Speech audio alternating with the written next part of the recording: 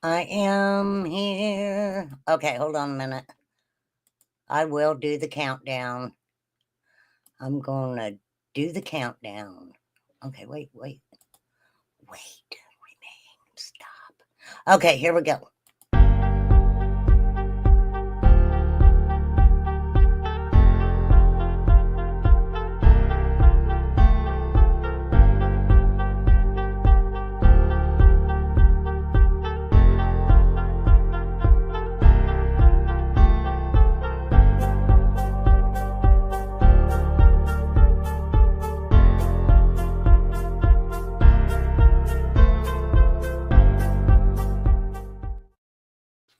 Okay.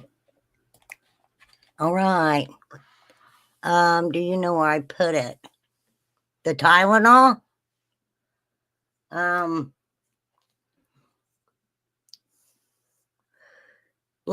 on. I feel it. I feel the power. Look in the bathroom in the medicine cabinet. Yes, we got sinus stuff going on. Hey H. Jay, yeah, Flies has got crappy sinus stuff going on. Steven. Flies, will you drop Steven's link for me, please? Ma'am. Hey Sky Maiden, how you doing? Okay, so I know my title says to be announced, but okay, I need to commentate on the interview that Mr. I want to call him Sean, only because I don't want him to get mad at me. I can't be sued, okay? I can't. I ain't got no money. I'm just saying.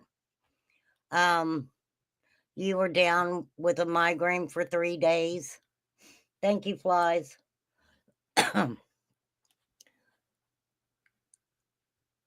I'll tell you what works better for me, taking Tylenol, is because they do have it in powder, and it's a lot easier to digest. I feel like anyway. Okay, hold on. So I'm gonna be commenting and asking some questions to y'all out there on Seth Rogers' interview he did on the Lore Lodge. Now, just to let you guys know, I really haven't been following Sebastian's case. He is still missing. We don't have any relevant information from law enforcement at this time to give us an idea of what possibly could have happened to him. I am going to say this because you guys know I can't keep my mouth shut, and I've got to give my opinion on everything. But let me pull up my banner first. Where are you?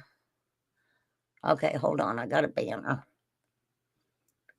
That's Summers. Where'd it go? No. Did I not save it? That's what I get for trying to do 2 things at one time. All right. Let me throw this one in there for a minute, and I'll find it. That is the way I am.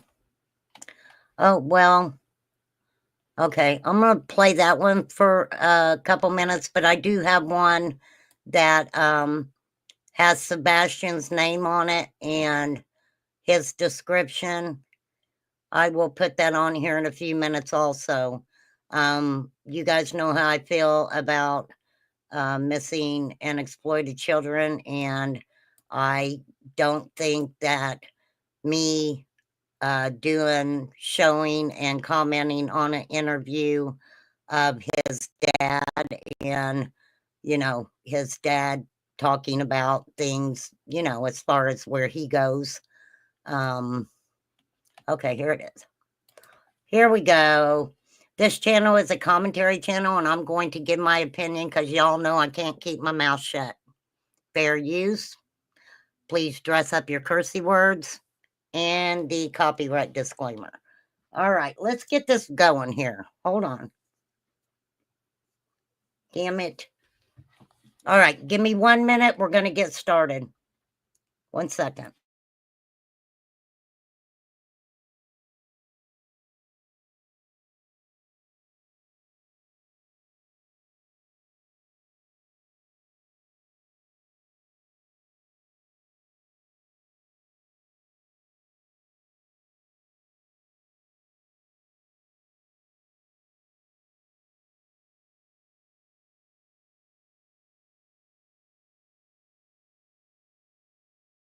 All righty, we're going to get a little bit music going in here.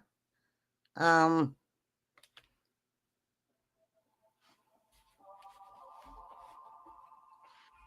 me do this upright. Gonna just play us a little background music, and good for the soul to have music. Let me know if it's too loud also. Hey, Jill. Hey, Matthew. Wow. Wow, I'm busy. Okay. So, hey, Flies, will you drop Matthew's link? Ma'am. Hey, Exploited, what's up? All right, you guys. So, here we're gonna do this. Princess Felony, hey.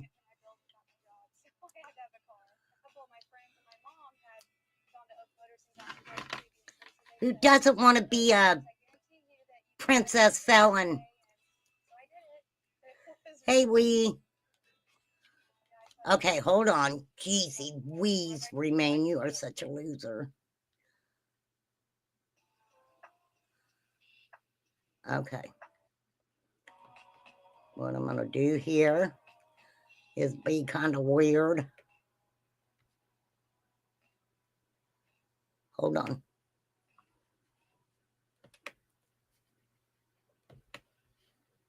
All right. Let me get a going. What the hell is that? Hold on, you guys. I'm being weird.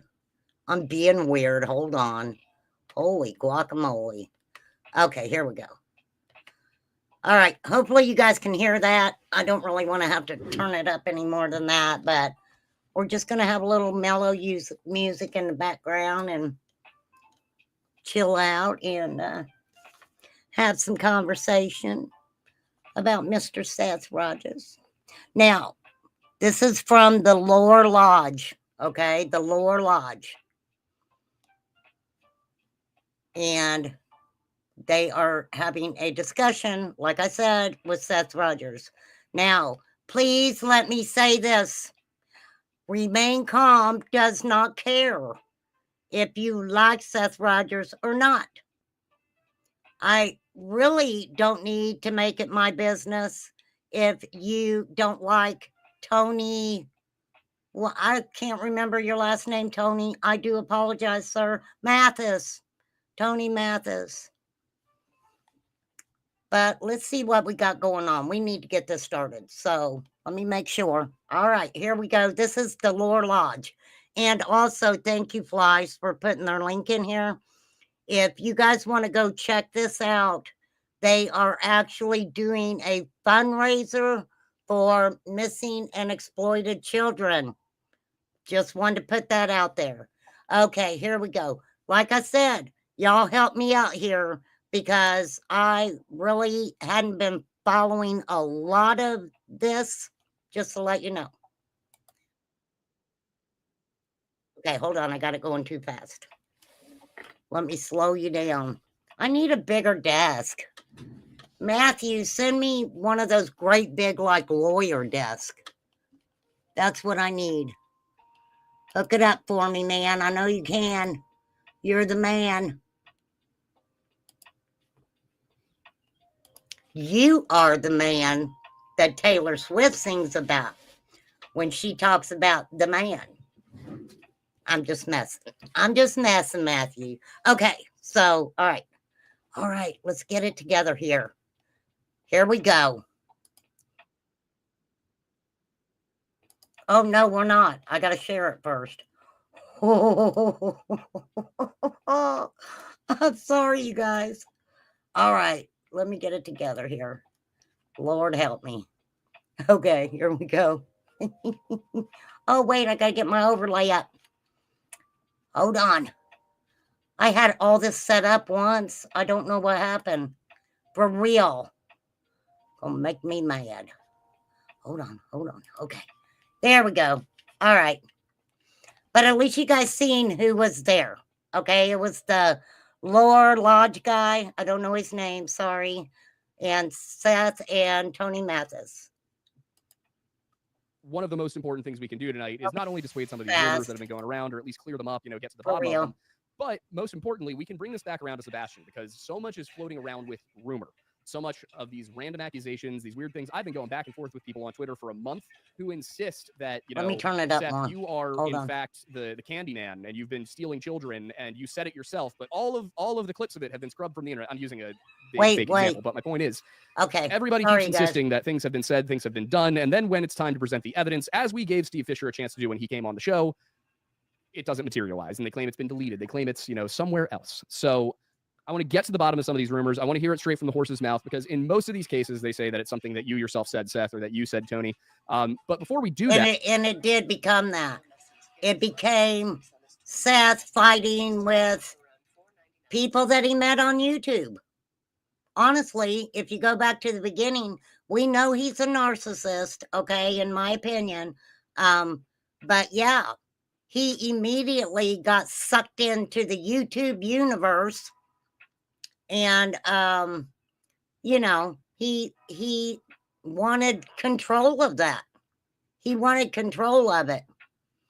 And look at the stuff that's going on. We got people getting slapped, and I'm not going to tell you what slap is, because I did like 2 different classes on it. So if y'all didn't pay attention then, I don't know what to tell you. But I do think Nonsense talked about it over on her channel too. Hello, Sandy, waving. Thank you, Flies, because this is what this is really about, is Sebastian. And it's sad. It's sad. That I want to start off by allowing you guys to introduce yourselves a little bit, say who you are. Seth, obviously you're involved in the case because you are Sebastian's father, but Tony, you're not related to Sebastian at all, so why are you here? So if we can just, I guess, Seth, if you want to go first and just, let us know who you are.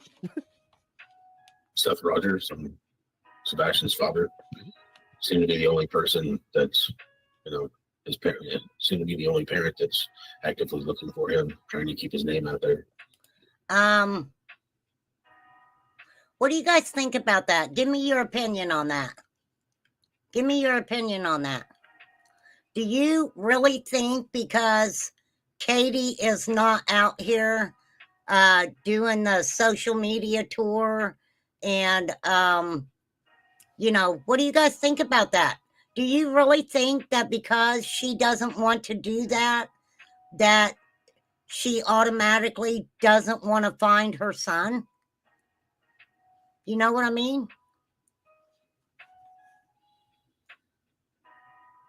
Oh, thank you, Jill. Thank you, girl. All right. Trying to get people to look for him. All right. Well, I mean, that's all I really needed you to say. Lies. You're his dad. And as far as I can tell so far, and this is why I want to have some of these conversations tonight, is as far as I can tell, you have been on the hunt for this, right? For, basically since he went missing? And since he was reported missing, I've been looking for my son. Okay, so that's been the last year of your life, basically, has been trying to find this kid. Trying to find my son, yes. All right, and I want to get into some of the details about that. Okay, so I'm not going to be the person that sits here and bashes Seth for wanting to find his son,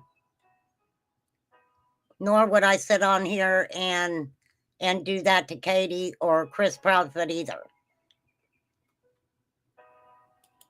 A little bit more as we go into it, but first, I think that it's important that everybody knows. Thank you, Flies. So I'm Tony Mathis. I'm an advocate, a friend, a brother to Seth Rogers. Technically, I'm his national spokesperson, but more importantly, a an advocate, a friend, and a brother. And how'd you get involved in all this? How did you and Seth meet? So we had a common creator friend that reached out to me and told me that Seth could use some help and some guidance. And when I initially got involved, a common creator friend. Now, to be honest with you guys, I don't know hardly anything about Tony Mathis except for things that I've actually seen myself. There was another missing person, and that whole thing was sad. I think, what was it? Was it a Facebook page for another missing person? And it had all the information, and there were a lot of subs. Had a lot of subs to it. And okay. I'll explain that a little bit different here in a little bit. With Seth, I was simply trying to help him come up with a qualified search and rescue team. Mm-hmm. And it got to the point where Seth was reaching out on a daily basis and asking for advice on different things, predominantly interviews, media, things of that nature. I think I have a question for you, Tony Mathis. How did that work out for you? I'm just wondering. And he started asking me if I would be a spokesperson. At the time, I was involved in another case, and I really wasn't interested in doing that. I told Seth that if he could figure out a way to... I remember now, it was the other case that had a page, and it had a lot of subs to it. And when the people involved kind of was like, hey, you know, I don't think we are going to need you anymore. For real. Hold on.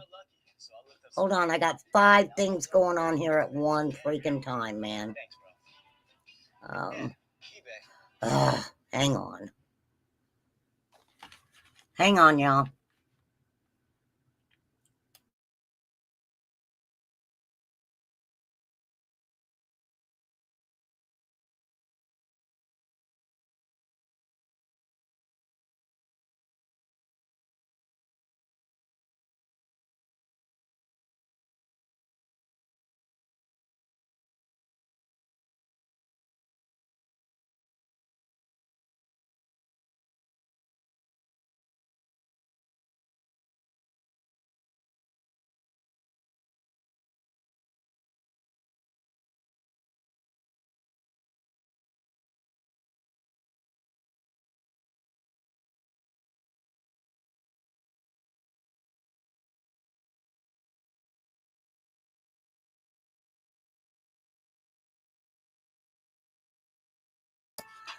Okay, sorry, I'm so uncoordinated today. It is not flipping funny.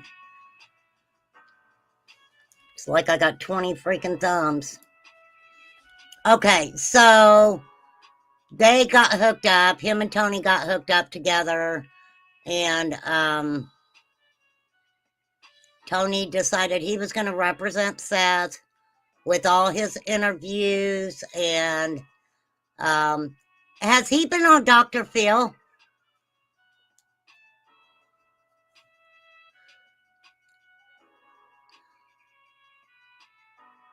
I wonder what Dr. Phil would think. Calling Dr. Phil. What do you think about this? Okay, moving on. Sorry. Get united with the mom and the stepdad, that I might have a little more interest in being one voice for the entire family. So Seth gave that a very valiant attempt, and it didn't really work out. And it got to the point where I was... But you blame that on Chris and Katie. You blame that on Chris and Katie because this is just my opinion. I don't think I would be comfortable maybe talking to you either. Not when they have law enforcement that they can talk to. So I'm just saying, in my opinion, he is the same Tony Metz elected in my state that was stealing a lot of money from people. Ooh, thank you for putting in my opinion, Sky Maiden. I love that. You are at the head of the class today, girl. Okay. Here we go. I was out fishing one day on a Friday and Seth called me and he said, brother, he said, I'm drowning over here. And he said, I really, really need your help. And doesn't look like it's going to work with Chris and Katie. Could you please just help me? So I agreed to help him. I think it was right around the 1st of May of 24. And gotcha. we've been attached at the hip ever since then. All right. Yeah. I think they've been attached at the hip. Now, before we go any further, I remember hearing with my own ears Tony Mathis make a comment that anytime that Seth was with him, Seth didn't have to pay for anything, that Tony paid for it. Do y'all remember that? Anybody else remember that? I just kind of wanted to put that out there while it came to my mind. That clears up some questions that I had, because that was one thing I was curious about. You know, you and I had talked about it a little bit, but just, you know, what was the connection here? How did you get involved? Why is this person here? Because there's a lot of questions out there, you know, well, why is Tony always there? What qualifications does Tony have? Why is he involved? And at the end of the day, he may not have any qualifications, but he's being Seth's friend. So I want you guys to remember that. He is being Seth's friend.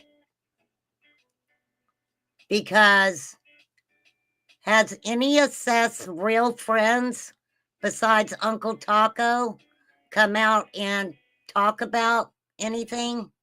I'm just asking. I don't know. I'm just asking. You've come out and you've basically been a rock, so as I understand. Definitely a person I can lean on. Okay. So I think that, you know, Tony, just so I understand, there is no money being exchanged here. You're just here to do what you feel is right, correct? Yeah, a couple things, Aiden. I would say I have a spreadsheet just for our family's benefit of what I spend when I volunteer to help a certain situation.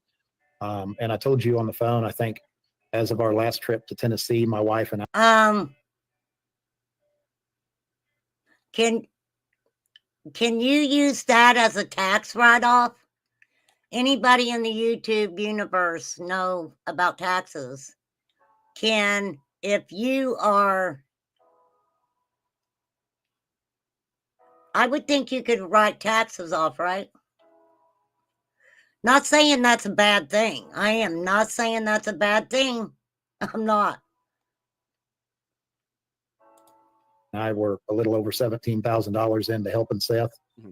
So not only is there not a financial gain, there's been a significant expense.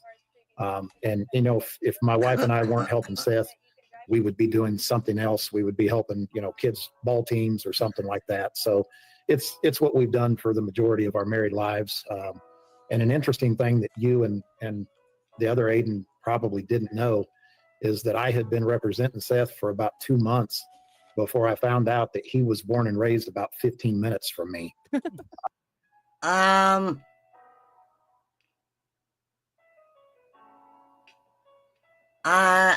Okay. If you say so. So we actually grew up in the same community around a little town called Joplin, Missouri. Okay. And he was in a little town called Riverton, Kansas, which was literally 15 minutes across the state line. So. And he probably really means a little town. Okay. I was in Kansas. Not necessarily because I wanted to be there, but I was in Kansas. You know, we ate at the same restaurant there on Sundays. We shopped at the same Walmart, and you know, it was kind of a neat Went to the same mall. Yeah, shopped at the same mall. You know, that kind of thing. Never crossed paths, but certainly lived right there close to each other. Went to the same pools. Went to the same parks. Yeah. That's karma. That is called karma. For real. Okay. I can imagine that would definitely bring an extra level of comfort and security when going through a lot of this stuff, to know that at least no matter what, you guys not only have each other in this scenario, but you can relate back to kind of your childhoods and have that kind of communal understanding. Yes, sir.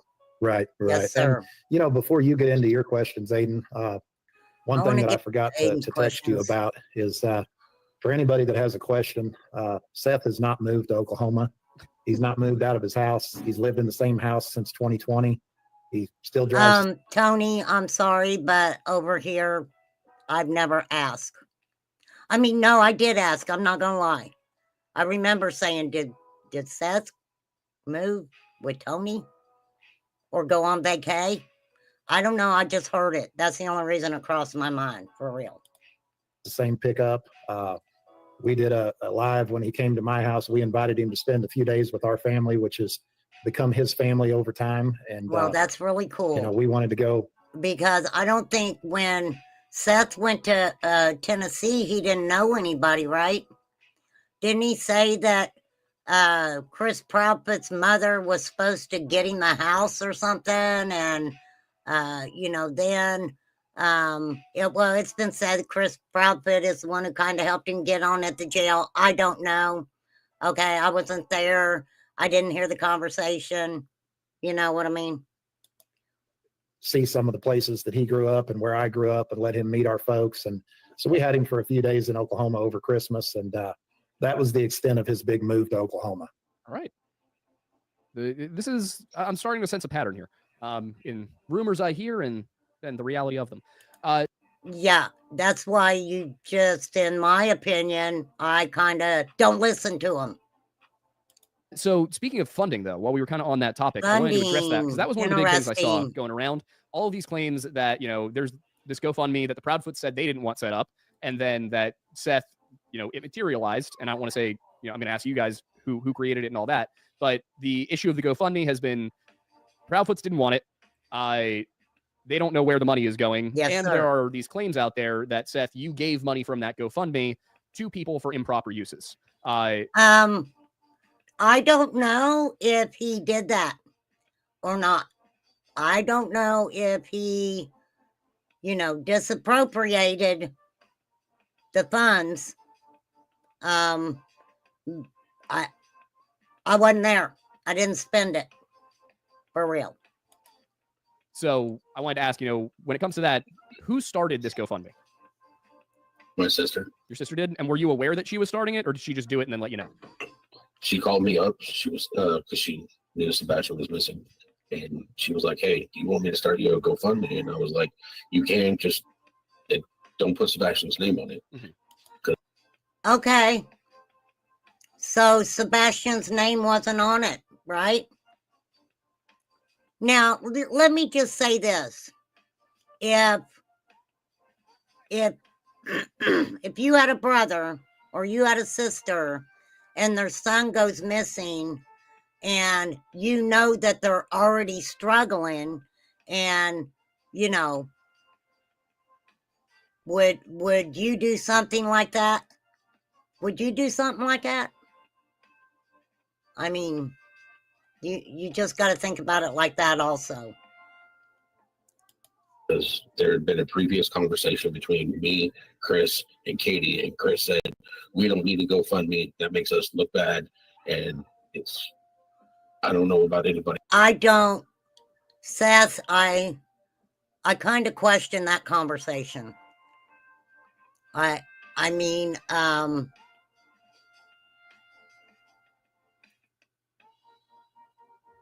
maybe the conversation was more that Sebastian's name would be on it, and they said no. No, I get you. Yeah. Well, and I'll just say this, because you guys know that him and his shoulder problem was played out in front of everybody. I mean, I did the Seth dance. I don't even know if I can remember it, but I'm sure I do it all the time when my shoulders and stuff bother me, kind of. Okay, anywho. Oh, Seth, it's a lot. It's a lot. Oh, hold on. Hold on. I don't know if I like having a laptop at the same time or not. Okay, so throwing shade at Chris and Katie isn't talking about Sebastian. I agree. I was so entrenched in Summer's case, I never went to any other cases. I'm glad now because it's gotten so contaminated.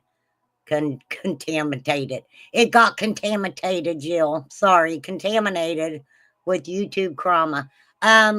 Yeah, Summer's cases. Yeah, it's been like that for a long time, in my opinion, anyway. Else, but this was my first time dealing with a missing child, and I knew that I was going to be looking for my son. Yeah. Let me jump in there, Aiden. He has a sister that lives in San Antonio, and she is a very good steward of money. She knew her brother well enough to know that he was going to be taking time off of work until he found his son. I agree with that. She did not need Chris or Katie's permission to help her brother. No, ma'am. No, sir. Maybe they didn't need a GoFundMe. Knowing what we know now, no more time than they spent looking for him. They didn't need a GoFundMe. This I've got to ask the question, how do you know what they're doing? How do you know what they're doing? You don't know what they're doing. I don't know if I would want y'all to know what I was doing. I don't want you to know what I'm doing now. I mean, that sounded kind of weird, but right?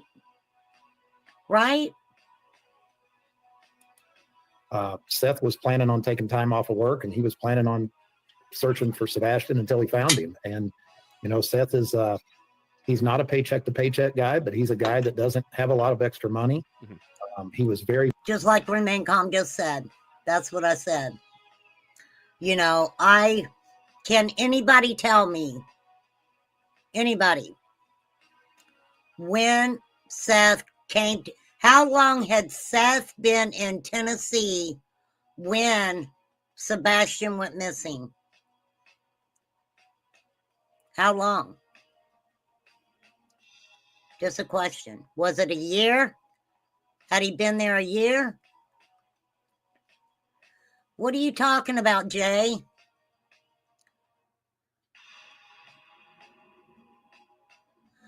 Oh, a GoFundMe? You threw me off there for a minute, Jay. I agree. What is a good time to set up a GoFundMe?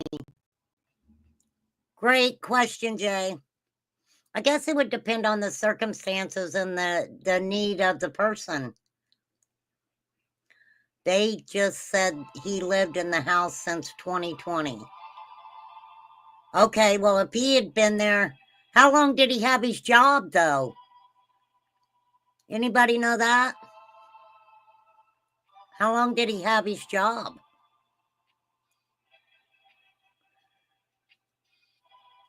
If he had his job over okay, so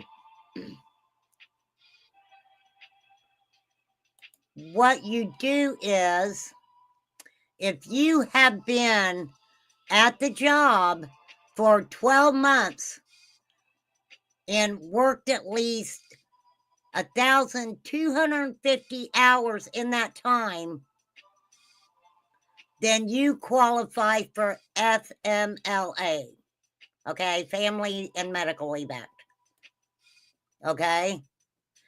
The leave is unpaid and job protected. Okay?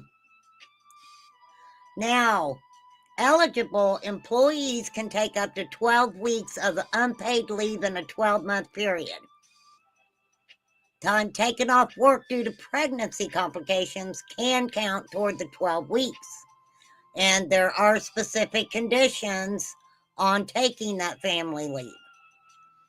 But then, Davidson County, where he worked, they also paid family leave that runs concurrently with the FMLA leave. Now, full-time employees who have worked for the sheriff's office for at least 6 months may be eligible for the PFL. PFL provides up to 30 days of leave and 100% of an employee's regular salary. Okay, you guys got that right? Everybody heard that? Because y'all don't listen to me. I don't know why. You all don't listen to me. Okay. Moving on. Sorry. Moving on. Blessed. I think there was $24,000 to $25,000 raised in that account. The first couple of months, he had some coworkers that donated some PTO time to him, which they allowed them to do in the county. Okay. It amounted to about 20. And yes, they did. And it was very kind of them. That was very kind of them to do that. Roughly 3 months, give or take, according. Well, he. I don't know unless the sheriff's office was cool with it and they were like, "Look, dude, you know, we know your son is missing, so let us go ahead and pay you." I don't know. I don't know. 3 days. All right. 3 months. Then, you know, there was probably a couple of month period after that where he literally went with no income at all. Mm-hmm. So, you know. Wait a minute. That GoFundMe was set up within, what, a couple days? I don't want to go find it, but...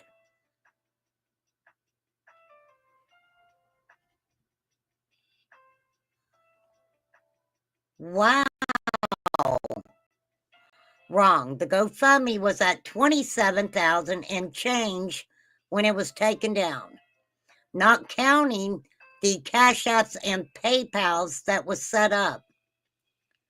The second day, 3 days, Poppy.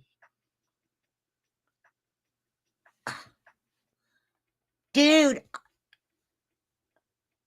I would be living in heaven if I made $25,000 in a year. For real. If I made $25,000 within a couple days, my bills would be paid for a long time. Because that'd be the first thing I do. I'm a stickler when it comes to bills. I can't help it. Okay, anywho. Wow. Okay. Mind-blowing. Seth, you know, we're going to have to get personal tonight to dispel some of these rumors, and some of these things we really didn't choose to get personal on regarding the mother, etc. But, you know, he's about $4,000 or $5,000 a month it takes him to survive. Mm-hmm. So, what?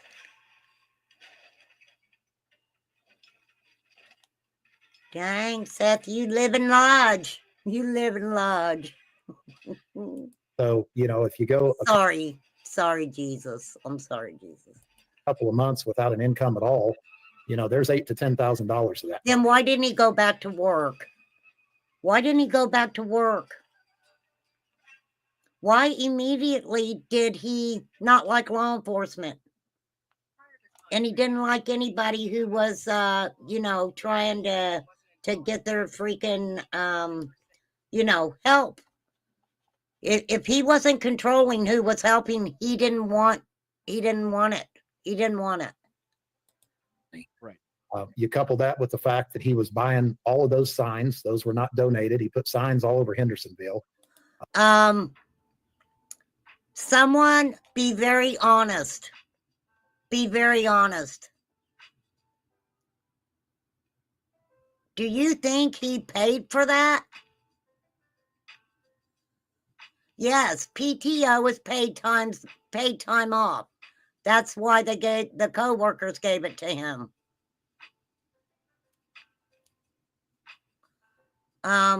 Okay. You know, I get car insurance and stuff. I totally get it. I mean, but yeah. He had 2 PIs working. One of them was pro bono. The other one was paid. He paid her to the tune of about $3,000. Who was getting paid? Which private investigators were getting paid? I thought that they were taking it pro bono. Did that turn out to be different? I don't know. I'm asking. TBI gives all the flyers you need. Hence why he said the interview on Nancy Grace, he told them he needed 1,000. Wow. And he stretched that money all the way out to where even today there's still probably $1,000 in that account. Okay. So, you can imagine over time, we made a trip to Virginia that cost about $1,500 to chase down a lead. I mean, he basically wore the tires off of his truck driving back and forth. Look, law enforcement had already went there. Law enforcement had already gotten the footage. From my understanding, he drove all the way up there and they told him law enforcement had the footage and, or something like that had to do with law enforcement having the footage or whatever. I believe they showed it to him. I could be wrong, but I'm pretty sure they showed it to him. So he drove there basically for nothing in hopes of finding Sebastian, which is kind of sad. That's sad. But if I was law enforcement, I would be worried that if someone besides who knew what they were doing ever came into a situation where they find Sebastian, I think that they would handle it totally differently than what Seth would. Andy's friends, I'll say. Law enforcement has to think about that too. They got to think about that too. Of course, he had truck problems. I mean, and what we find interesting is that in every one of these missing children's cases, somebody always sets up a GoFundMe. Right.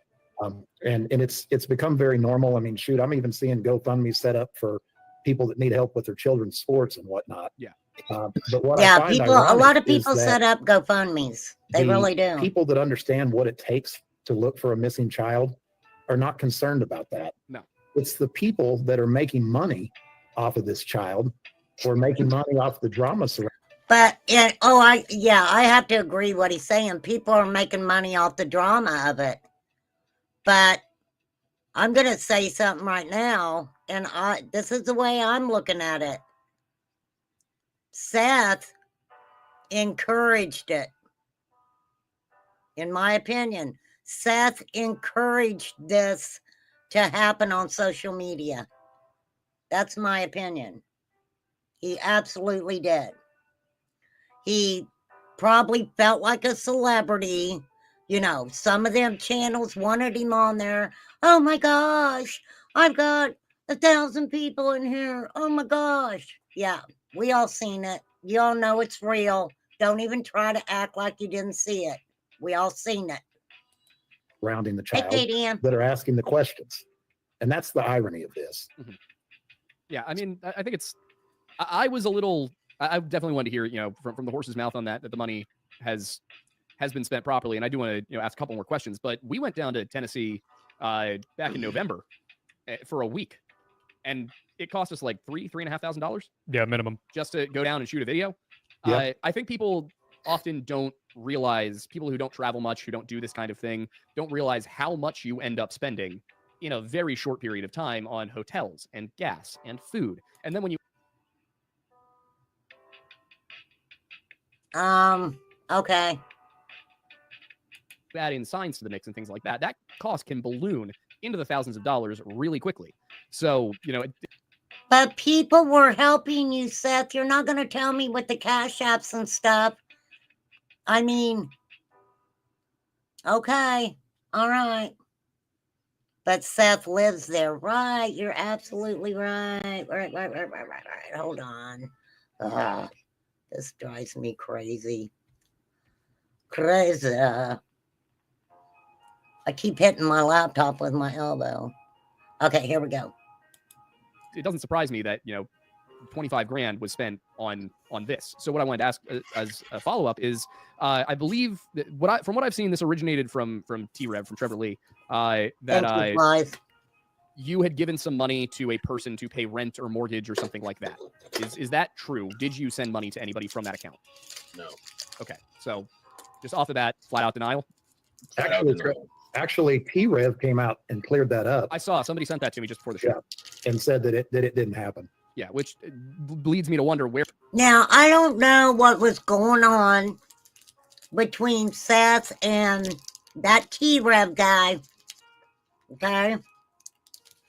There was a girl, and, I ain't going to get into it. But anywho, there was a girl, and, I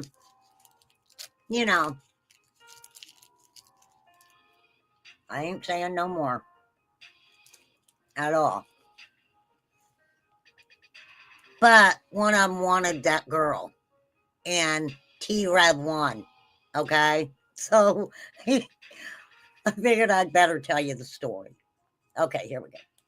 Where the hell did this story actually even come from?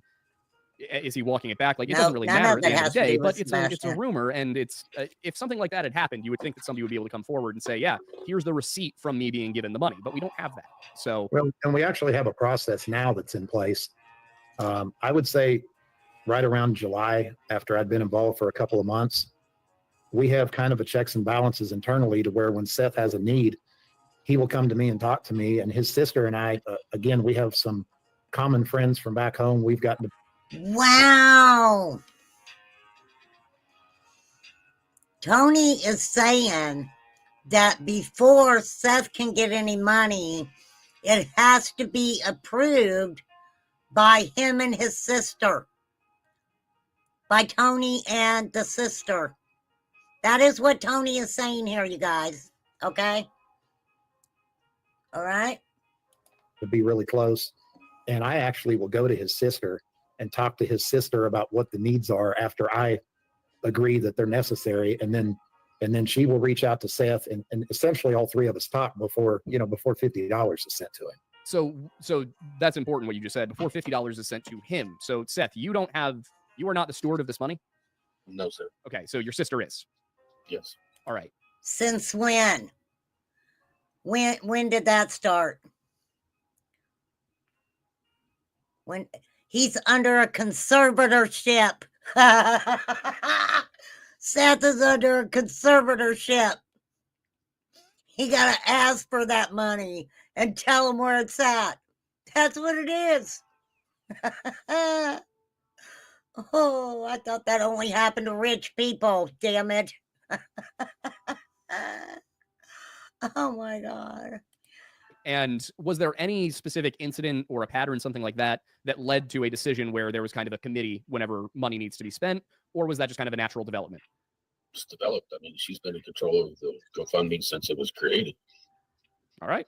Yeah, that answers that. Well, it's in her name. Kind of moving along with this, another one of the issues that I've seen commonly paraded around, and this one's going to be a little tough to discuss probably, but it's by far the most serious claim that's been made. And I want to preface this by saying that as far as I can tell, this has absolutely nothing to do with Sebastian's disappearance and is entirely basically, a claim about you, Seth.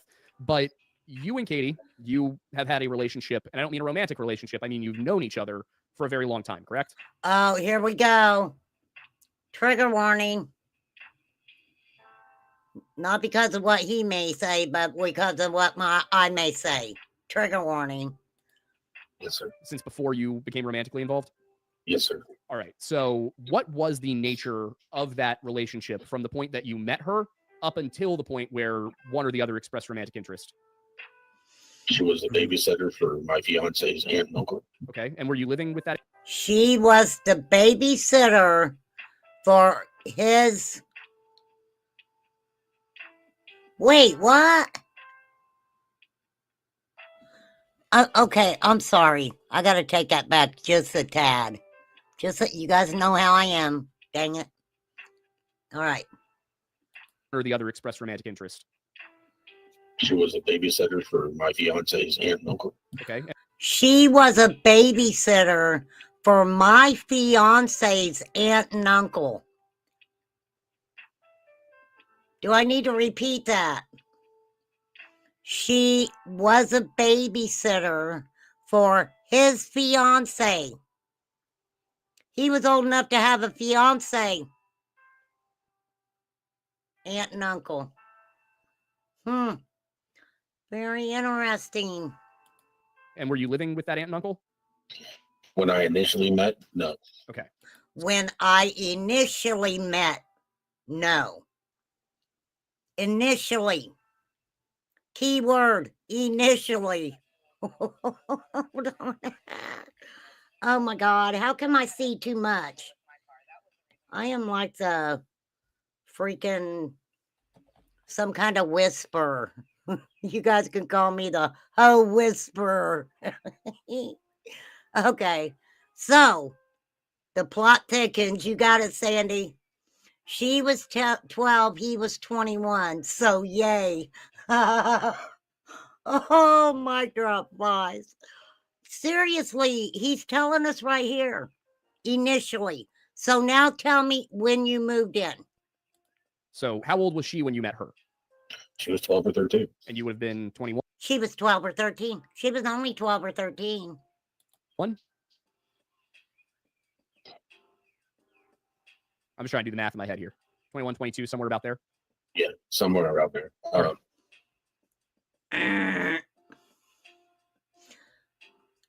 Does he really think that's okay? Does he really think that that's okay? Why did you break up with your fiance? Let me see. Could it have been that she wasn't 12? I'm just asking for a friend. I don't know. For real. I met her because when I got off of work, I would go over to their house to watch the kids so that whoever's watching the kids could leave and go home. Gotcha. So I don't believe that's what happened. I believe, which if you were going and watching the kids, did you have a job then? I don't know. I'm just asking. I just have questions. I'm sorry. I got questions. So, you were going over there to watch the kids so she could go home. I don't know. I don't know if I believe that. I really don't. Little bitty pretty one, come along with me. Okay. Basically, you were the relief shift. Yes, sir. Gotcha. So she would watch. He was the relief shift. Wow, that great verbiage there. He was the relief shift. I'm sorry. I shouldn't be laughing. Watch them during up until you were finished with work, and then you'd come in and you would watch the kids after that, and she'd leave. Yeah. All right. And so, what was obviously being, in your early 20s, 12-year-olds, there's not much you have in common, not many things to talk about. They're just there for a job. That's right. What would you and Katie talk much? Would you hang out? Would she be there for another half hour after you got there? Or was it just you got home? She said, okay, bye, thanks. Question. I would go over there to start playing video games with the kids. Okay. So not any sort of real relationship with her at that point. She was just okay. So when then did you? I'm sorry, you guys. I'm sorry. My opinion, I don't believe that.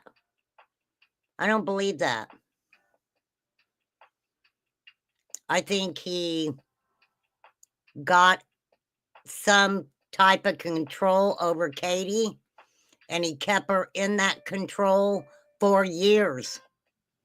4 years. Don't forget, and I really don't want to say this, but he said that she had lost some children, which is horrible for her. And then he said that they made her keep Sebastian. Tell me I'm wrong, somebody. Tell me I'm wrong. Tell me I didn't hear that. That's exactly what he said.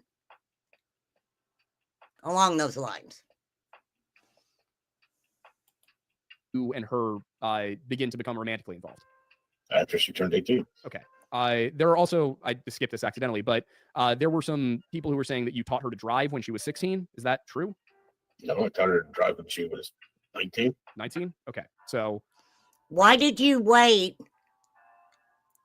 If you were around her that whole time, why did you wait till she was 19 to teach her to drive? Why? Was that after she had Sebastian? Didn't Katie have Sebastian at a young age? I could be mistaken. I don't know. So I would appreciate somebody helping me out here.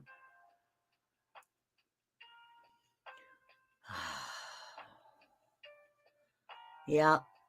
Wow. I mean, these are just things that I'm seeing. Okay. For real. I'm just again wrapping my head around some of these rumors. There's a lot of them. So as I understand it, then you met Katie when she was 12. You didn't really have any sort of relationship with her, and then around 18, something develops. So what led to that relationship developing? How did you guys reconnect, I guess? Did you just hear what he said?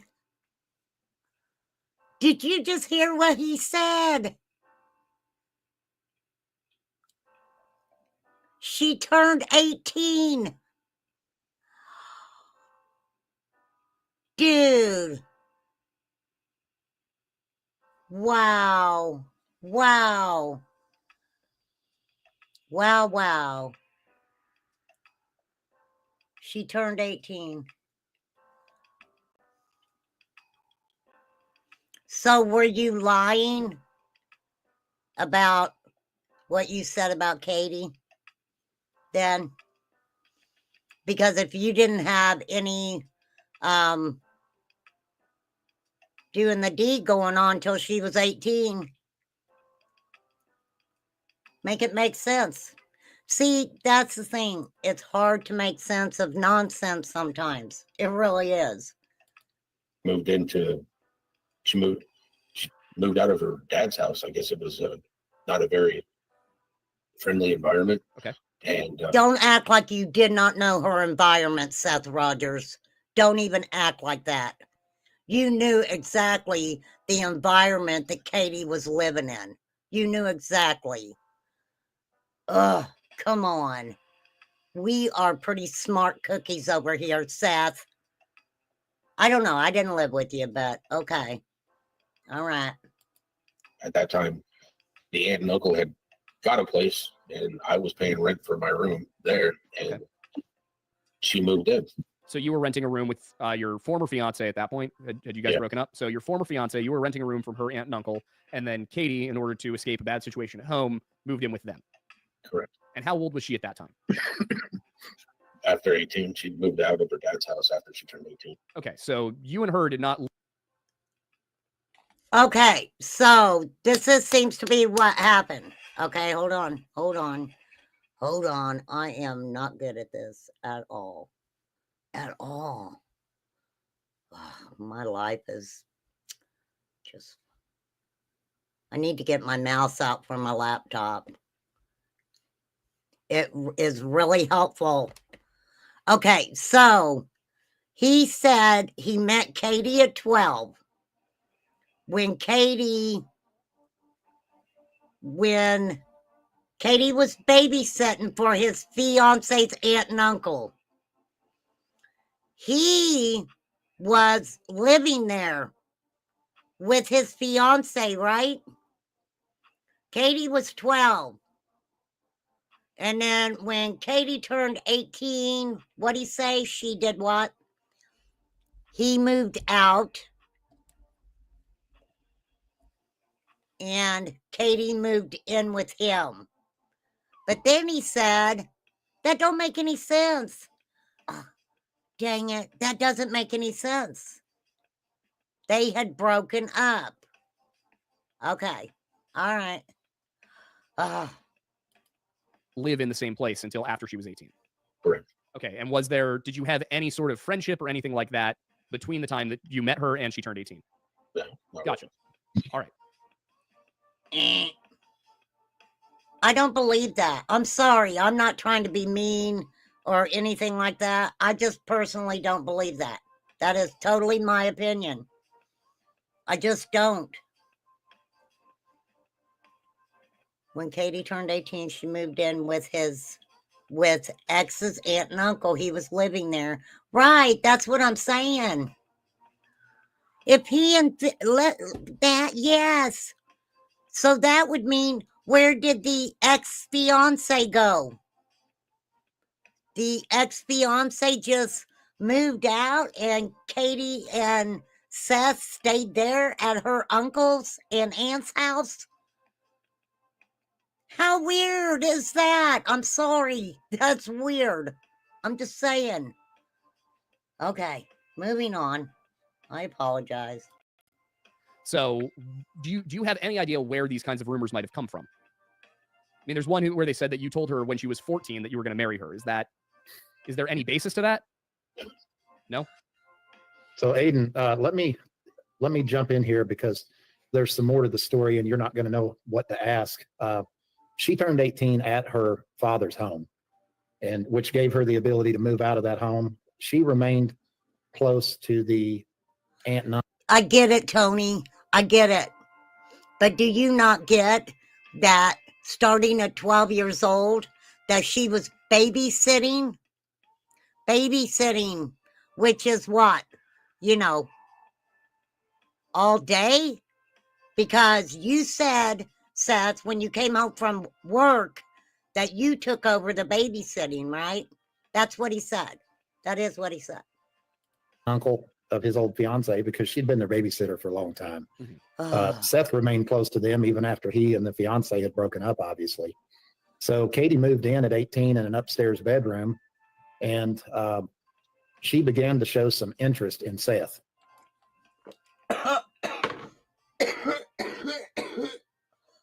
Lord, I took a drink of my coffee. Lord, help me, Jesus. What? I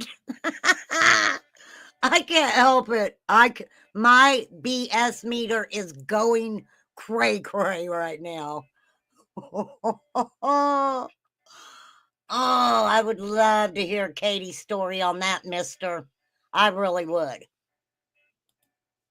And, it kind of broke my heart because I asked him if he was surprised when she showed the interest in him. And his response to me was, I was. And I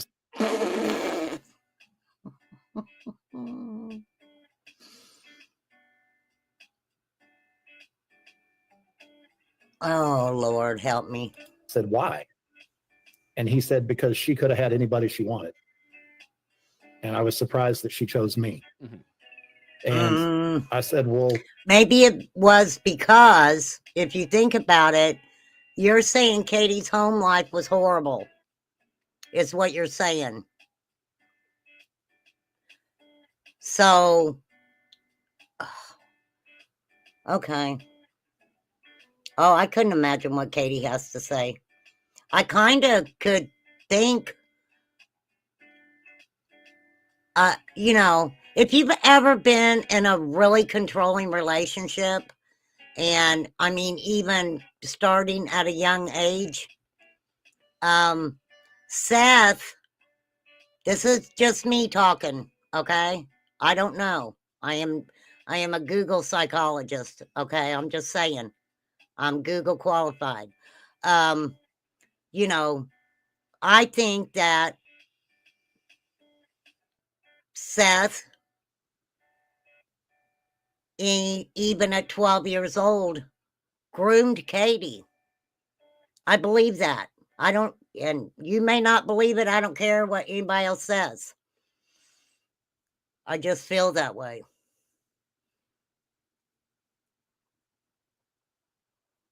He waited until she was 18. But you got to go back and think about all the other stuff he said about Katie.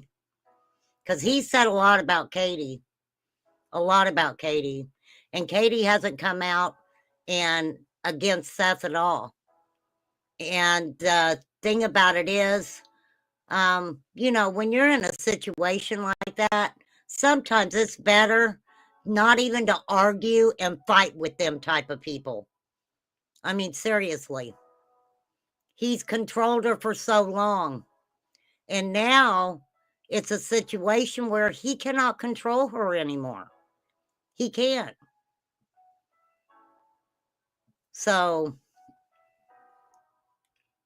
that's what, well, and look, I get it too that, you know, Seth being around Chris and Katie when they're together is probably very uncomfortable for him. Probably very uncomfortable for him. So what happened after that? And he said, well, I told her that I wasn't interested back at the time. And I said, well, if you were surprised because you felt like she could have had anybody she wanted, then why were you not immediately interested back? And he said, well, because she was in a relationship. And I said, what? Okay, so she had a boyfriend? And he said, well, actually, she had 2 boyfriends. And I said, what? Mm-hmm. And he said, yeah, she had a boyfriend that was about her age.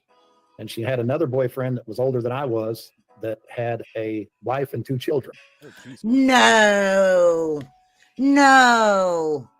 What the fuck? Why are you even coming out and talking like that?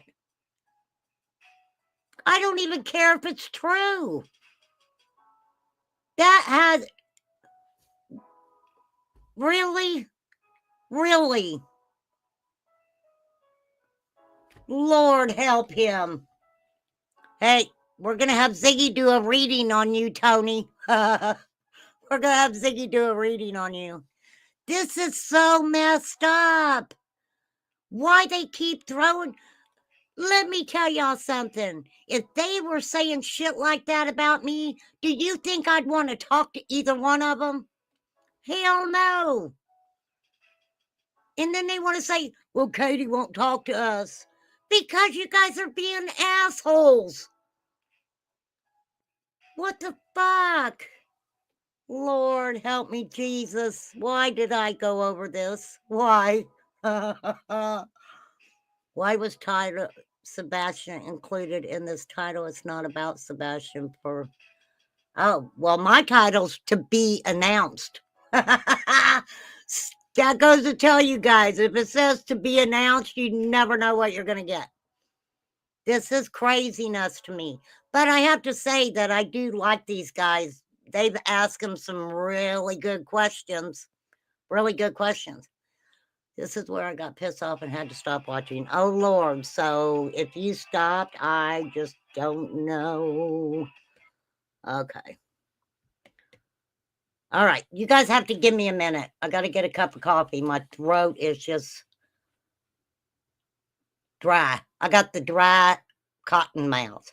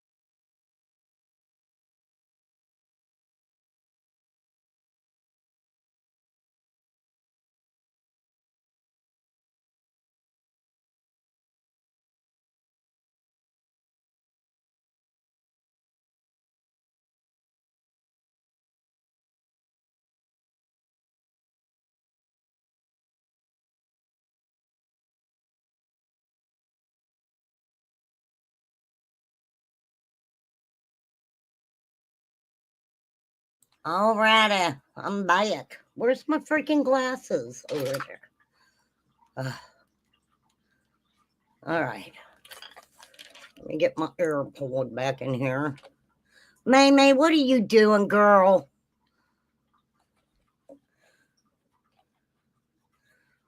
May. May.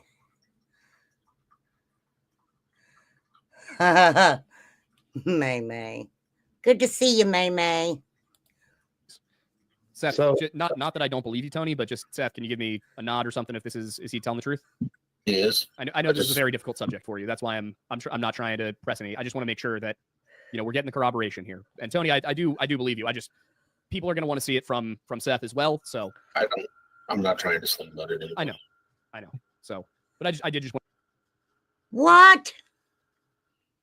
You're sitting there saying you don't want to sling mud at anybody. Dude, you've slung enough mud to build a freaking king-size hut. For real. Want to get in, the opportunity there for the sake of the audience. So Tony, if you want to continue. Well, and what Seth has a problem with is his MO has been not to come out and sling mud. But we've been put in a situation where in order to address some of these outlandish rumors, we've got to dig into the real facts. And unfortunately, the real facts are not pretty. Okay. So what are the real facts? We didn't choose this. None of this helps find Sebastian. No, but if we're going to lay all the cards out on the table, then, sometimes you have a 2 and 7 offsuit and the hand's not very pretty. Yeah, I think just to add in there. Don't make me have to get my freaking calculator out, Tony. Why you got to talk about math? For real. Hang on. What the heck? Okay. Hold on. That's crazy. Give me 1 minute, you guys. Please.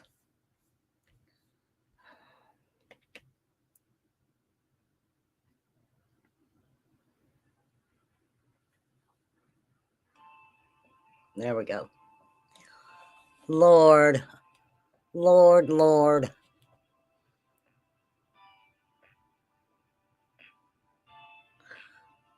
Tony, can you tell me why you believe that Katie being 12 years old and having a couple boyfriends before she was 18, what's that got to do with Sebastian going missing? What does that have to do with Sebastian going missing? Why are you trying to paint her as a bad person? It is unfortunate that we're in this situation, and I think the one way this does help find Sebastian and why we wanted to, provide this scenario to help kind of clear the air a little bit on some of these things is because I think when people get too wrapped up in these rumors, they start to put their focus in the wrong place. They'll focus in on people that are, unproductive locations to spend their time and their energy. Focus will be on Sebastian. Sebastian is the one missing. Exactly. Yes, he is, sir. And hopefully through clearing the air from some of these questions, people will stop wasting their time. Nobody asked about Katie having boyfriends.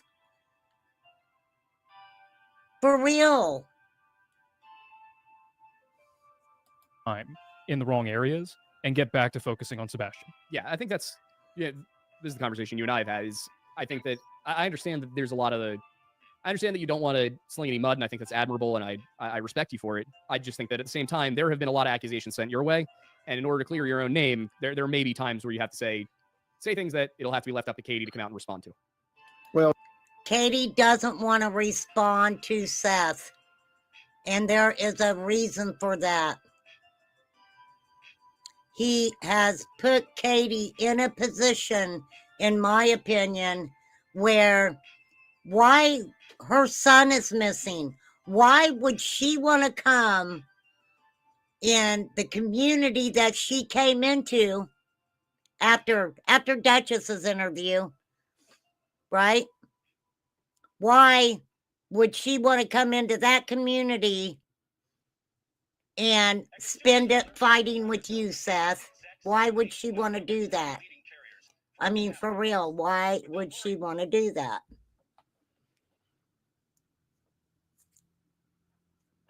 For real. Oh, and we're living in an alternative universe, like we talked about today, Aiden. You don't have to provide proof of the accusations, but you want proof from the person you're accusing that it didn't happen. Yeah. How does that even work? Yeah, you can't prove a negative. And that's I've seen. My question is, what has law enforcement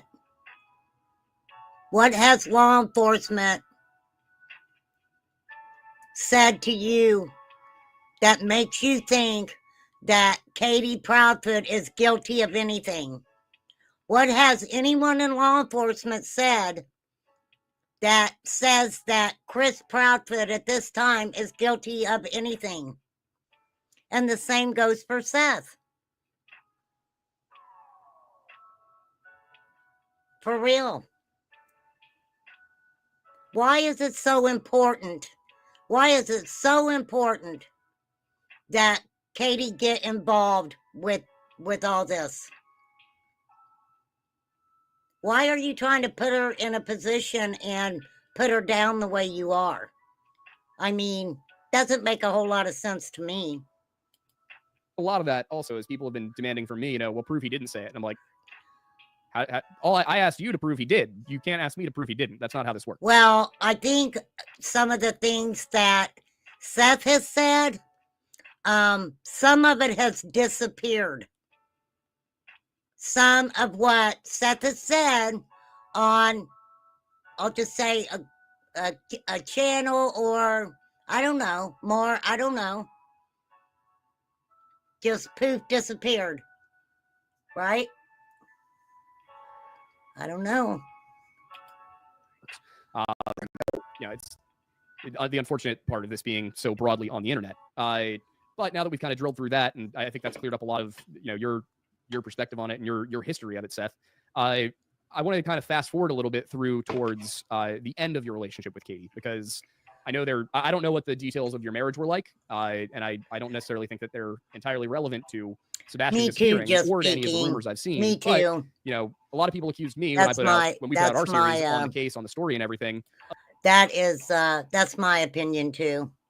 I think that Sebastian met someone online that he had spent talking to at his dad's house. And I think, I can see if that happened, Seth feeling guilty and wanting to find Sebastian. That definitely, I think that would make a parent want to find their kid more, right? It's not just like Sebastian left and went to a friend's house. Of not looking hard enough at you. And one of the things we did really drill down into when we were looking at you was your divorce. And that was where it seems like all of these claims about you being, physically abusive to Sebastian came from. And as I looked through it, I read through the paperwork, what was available, and I saw a lot of claims made. I also saw the explanations you gave on several podcasts. The inciting incident, I guess, being this time when you were going to take Sebastian swimming and Sebastian wouldn't clean his room. And then there was a little bit of an argument between you and Sebastian. He ended up, for lack of a better term, throwing a tantrum, slipped. The way you told it was that he, if I'm not mistaken, is that he slipped on a Hot Wheel or something like that, started falling towards the door frame. You reached out to grab him. He ran downstairs and told Katie that you hit him. Is that correct? Correct. All right. So. Okay. All right, I think. All right, hang on a minute.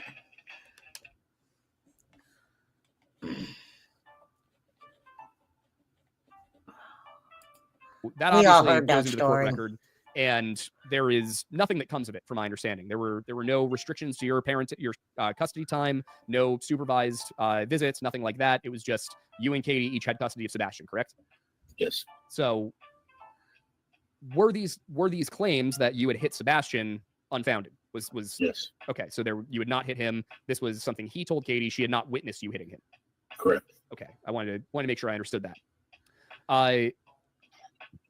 Another issue with that, I guess, there were a bunch of people who were saying that there are CPS claims against you. We know that there are at least 2 against Chris. I highlighted that in our series. That was something that was not. Okay, what were the 2 against Chris? Has anyone ever came out and Do they have it on here what those two were?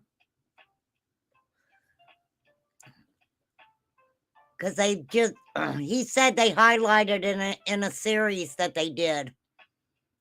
So allegedly, Chris had 2 CPS cases, is what they're saying. Disputable. Jay, You also I lied about don't how many know there what were. you're That was talking not in about. dispute. But in your case, you have categorically Oh. denied ever hitting Sebastian. So Yes, these stories were Yeah, there ever maybe CPS that agents stuff sent to your house? happens. there was one time in California. This was way before the divorce. Sebastian's room was dirty and his bed needed to be made. I told him he needed to clean his room, make his bed, or I was going to beat his ass. Mhm. And he went and made his bed and cleaned his room. Or you were going to beat his butt. Clean your room or I'm going to beat your butt. And then the next day he went to school.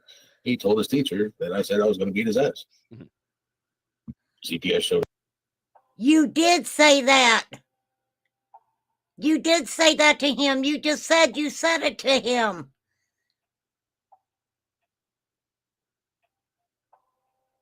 Right?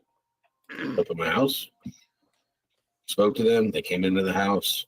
They checked out his room. They checked out the fridge. They checked out the pantry. They made sure that there was food in the house and all that stuff. And they were like, well, this is what was said. And I told them, I accept that. I used the wrong verbiage with my son. It was to get him to clean his room, make his bed. I never had to do it.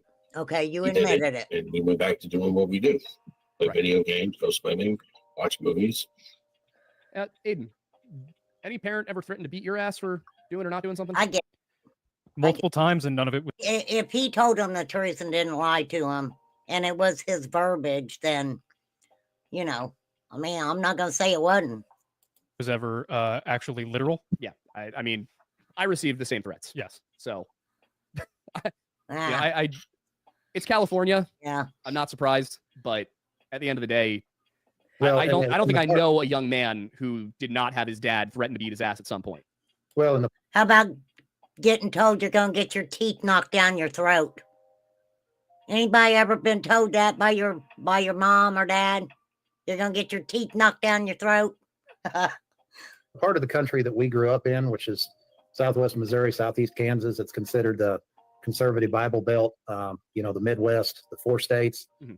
I mean, it wasn't uncommon for your mom or your dad to say that. And, you know, the translation there was, if you don't do that, whatever that Strike is, your legs. you're going to be in trouble. Yeah. It even as a kid, growing up, we didn't look at that as we were actually going to get our ass beat. Yeah. You're going to get grounded. You're going to get your bike taken away, you know, something like that. You know, Yeah, I mean, I was never afraid of getting suplexed onto the concrete. I was a little worried about a wooden spoon, but Fair. that was Yeah. Yes. Yes, Flies. He did sit on an interview and he showed, he got mad at Sebastian and said something about, do you really want to see something? And showed him yeah, it was on blood mode. Yep. What a beat your ass down meant. Yeah. Ho, ho, ho. We remember that, Seth. Lord have mercy. Yeah, on Betty's. You're right. It was on Betty's. His friend. about it. And that was more likely to come from probably my mom. Yeah. Very Italian. Yeah, I was never in fear of being curb stomped, but Yeah. you know, maybe like hit on the arm or something, sure. But that's Exactly. generally when, you know, Do we need to remove your comment, Flies? Huh, lady? You put the BLOOD in there? I'm good. I'm good with it. something was trying to be communicated that was not I don't sinking in. care. Yeah. So I'm over it. So I mean, it's also I was not aware that was before the divorce, so that's good to know as well. Speaking of these abuse claims, there is a My claim hand. going around that CPS said that you were borderline abusive. No, that was actually stated by the judge during our divorce. The judge said it. The judge said it.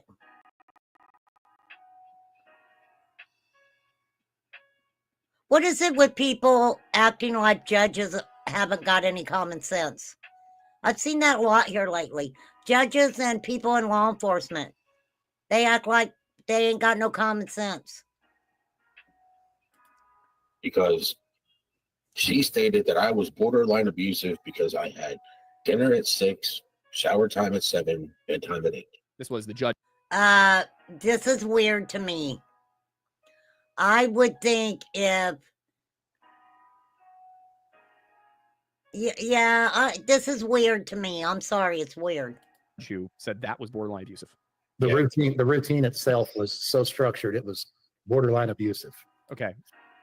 Tony, why are you talking? You did not live with the man. Lord. Okay. Thank you for dropping their link. It's the Lore Lodge.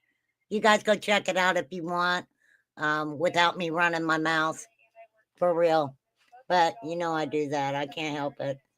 I just got too much to say. I'm just one of them type of people. But this same judge did not impose any restrictions on your custody rights. Correct. Okay. What? You gave me a look. Oh no, I'm just shocked that the judge would consider that. That was California. Even still, considering that, like, I don't know, part of the thing that's coming into my mind right. I think maybe it was the way you acted or things that you would do to make sure that that schedule was held. Right? Does he seem like that type of guy? I don't know. I'm just asking. Right now is I just watched an episode of House where the entire point of the episode was a young boy who had mental difficulties. And the whole thing was the parents had quit their job in order to take care of him. And they had an extremely structured daily schedule because of what was benefiting him. Oh, so sometimes people with special neurological needs might benefit from structure is what you're saying. Yes. Shocking. Shocking indeed. I'm stunned, you know. And I'm stunned that in a state like California, they wouldn't, have maybe recognized that. But I don't know. Well, it's California. Yeah.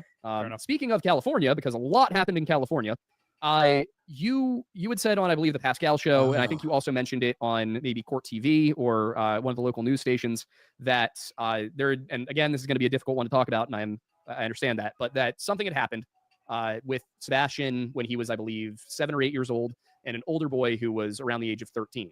And that this resulted in Sebastian going into therapy. If I remember correctly, didn't Katie get on Facebook and make a post that said that boy was not that old? Didn't she say that? I remember it.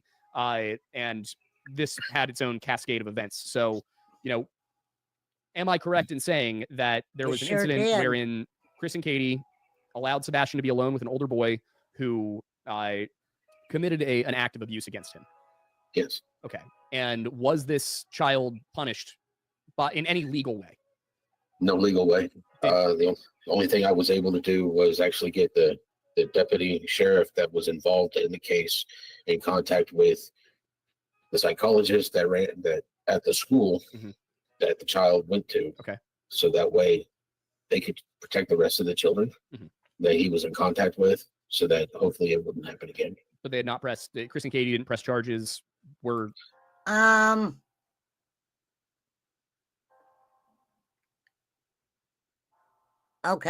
All right. I was told that I couldn't press charges because of the age difference. Because maybe it was because the child was a lot younger than what you were saying. She got a channel and said it. Can't remember what channel. It could have been Facebook. It was Facebook. It was Facebook. No, I agree. YouTube didn't need to know this stuff. This is what the deputy sheriff told me. This was going to be the next question I asked you, if you want to go for it. That the child was under the age to be prosecuted. Okay, so the deputy told you the child was under the age to be prosecuted. Correct. It's interesting because the following year, or maybe not the following year after this had happened. No, yeah, the following year after this happened, California passed a law that said even children under 12 could be prosecuted for the crimes that you described. So I'm not familiar with the California laws in 2017. When did they make? But in 2018, they made a law that this was something that could be prosecuted for children as young as like 8 or 9. I would want to know. A late dollar short. Yeah.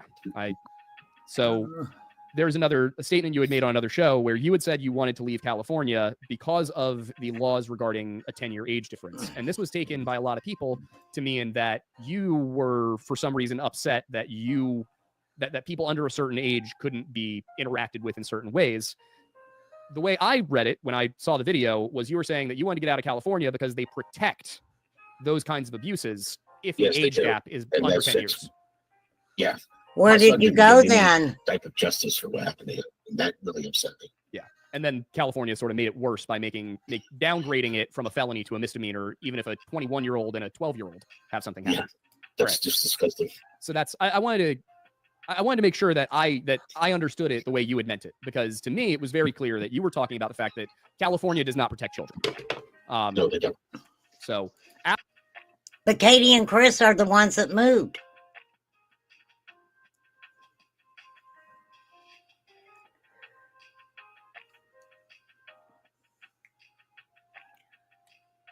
No, this isn't about Sebastian.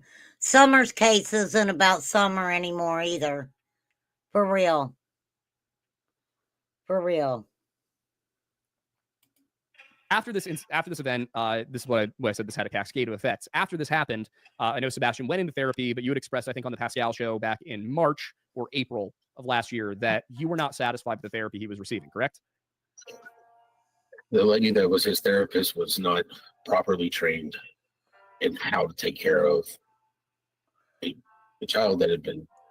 You don't have to say it. I think everybody understands what happened. There's particular types of training you have to have. Well,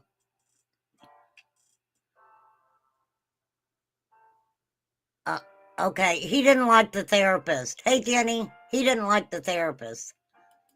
In order to help the child, and she didn't have it.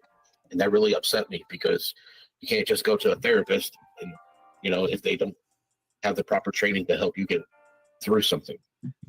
Yeah. As someone who's been through therapy, I understand. I was in therapy at the same age that Sebastian would have been for different reasons. I had some anger issues that I've mostly gotten under control. Unless you're talking to flat earthers, but unless I'm talking to flat earthers or several other subsets of people, Tartarians. But to get it back on a track, this therapist that he was seeing, so this was not a child psychologist at all, or just not a child psychologist trained in those issues? Trained in those issues. Okay, but was a child psychologist? Yes. Was this individual a private child psychologist, or related to the school, or related to Katie's work in the military? Katie's work in the military. Okay.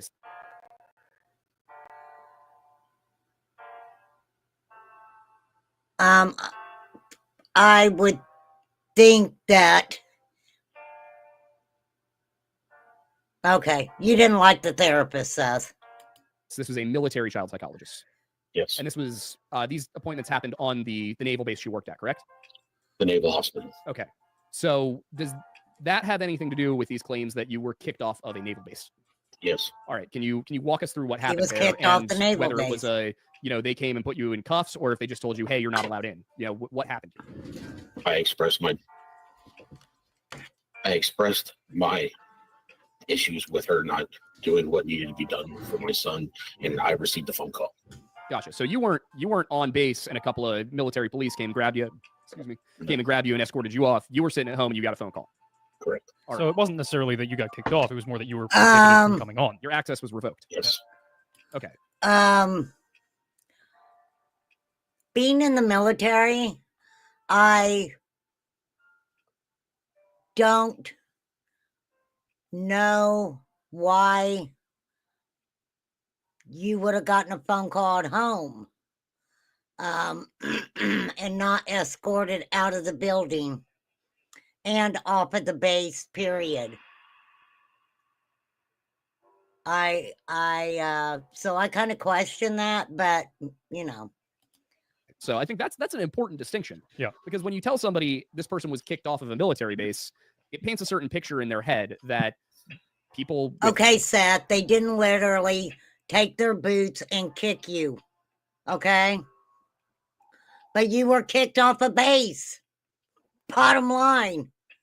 Lord. Guns and handcuffs came and grabbed this person and shoved him off and said, never come back here again. And This is more like somebody saying your parking permit has expired. Right. Yeah. Yes. So, Well, and you also have Your to think, parking guys, I mean, meter there's expired, certain Seth. things, right? There's certain thresholds that have to be met on a background check to be a crane operator, let's say. There's a higher threshold that has to be met to hold a badge that says deputy sheriff. Now wait, Tony, you just mentioned a crane operator. Isn't Chris Proudfoot a crane operator? Right? Okay. right. And if you're kicked off military bases, you're putting your hands on children, you're putting your hands on your wife. If any of that is actually documented, we're not talking about rumors. We're talking about reports, charges, etc. Right. Seth isn't going to be in the profession that he's in. I mean, at some point, you got to use a little common sense. Mm-hmm. Yeah, I agree with that. I mean, the kind of background, and that's the thing that I think people haven't really digested, is that you do have a charge where I believe you were working for security somewhere, and they took you to court over a restraining order. Now, I think they dropped it, but I'm sure you wasn't working there very long. I don't know.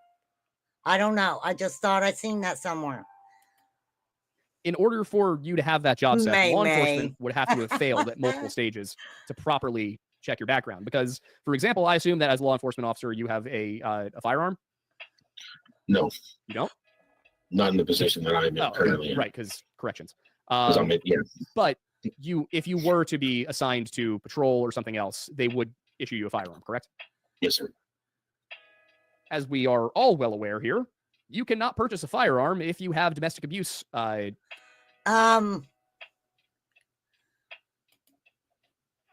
Okay. So, class. Where's my ruler? Where's my ruler? Oh, here it is. Ugh, I gotta clean my desk. Matthew, I need a bigger desk. I need to go fund me for a bigger desk and a bigger house while you're at it. Okay. So, got my ruler. I got my ruler. You just can't see it. Hear it? That's my ruler. Class. If you are working as a correctional officer in Davidson County, Tennessee, Nashville, you are not considered a deputy sheriff, even when not actively working as a correctional officer.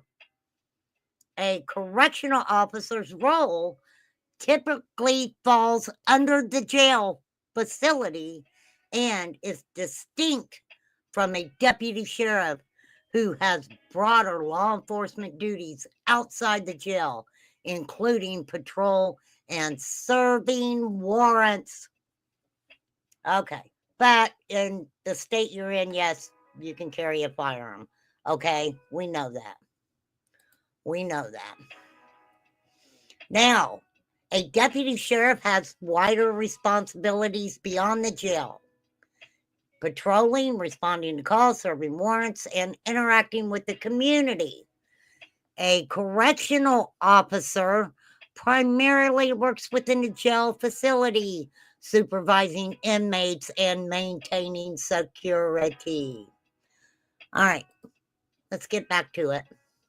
I apologize, class. Convictions on your record. That is correct. You cannot have a firearm if you have had certain kinds of mental breakdowns. Why did you want T-Rev to purchase one for you, sir? I'm just asking. Process to purchase a gun is a lot more stringent than a lot of people believe it to be. If you've been convicted of any form of felony whatsoever, any form, you cannot purchase a firearm. So domestic abuse, I think, permanent protective orders even. Yeah, I mean, if you had a permanent protective order against you, maybe the laws are different in the state of Tennessee, but as far as I'm we know he didn't have any of those things because Katie was trying to integrate Sebastian into being with Seth. Okay, there was an integration process going on. Aware, being from Pennsylvania, in my opinion, if you have a permanent protective order against you, you cannot purchase it or own a firearm, correct? That is correct. So I think I don't know about Tennessee, but I feel like even Pennsylvania now, I don't know if it's one or a certain number of even DUIs. Maybe you from ownership. Couldn't tell you. I think a certain number of DUIs is a felony. Yeah. So that's probably It's why. felony. Yeah. Yeah. So Yeah, again, DUIs are if bad there were any news. adjudicated offenses here, you would not be able to serve in the position you serve, and there would be a number of rights that would be denied to you that are not, correct? Yes. Okay. So I think that next kind of brings us to the Department of Corrections thing. One thing I saw today, somebody had asked a question, which was when you filled out they said that when you filled out your Department of Corrections application, your Sheriff's Department application, you had placed a former employer as Rogers Homestead Family Values, and that Correct. you had also told the Sheriff's Department that they could not contact that employer. Is that correct? Huh? No. So you did not tell them they could not contact this employer, but you did list that as an employer. Yes. Okay. What is Rogers Homestead of Family Values? It's a nonprofit foundation that I've been working on. And what is the Wait. So he's had this nonprofit the whole time? Am I hearing this right? Somebody freaking tell me if I'm hearing this right. Before Sebastian went missing, he had this foundation? Do I have to rewind it? I've already been on here an hour and 41 minutes. Lord. I may have to do this in 5 pieces. Wow. To the Department of Corrections thing. One thing I saw today, somebody had asked a question, which was when you filled out they said that when you filled out your Department of Corrections application, your Sheriff's Department application, you had placed a former employer as Rogers Homestead of Family Values, and that Correct. you had also told the Sheriff's Department that they could not contact that employer. Is that correct? No. So you did not tell them they could not contact this employer, but you did list that as an employer. Yes. Okay. What is Rogers Homestead of Family Values? It's a nonprofit foundation that I've been working on And what is the goal here? to help special needs families and children. So would this be a workshop? Would this be a retreat center? What are we looking at in your vision? I have a question. Somebody please answer for me because I don't want to have to look it up. What's up, Andrew?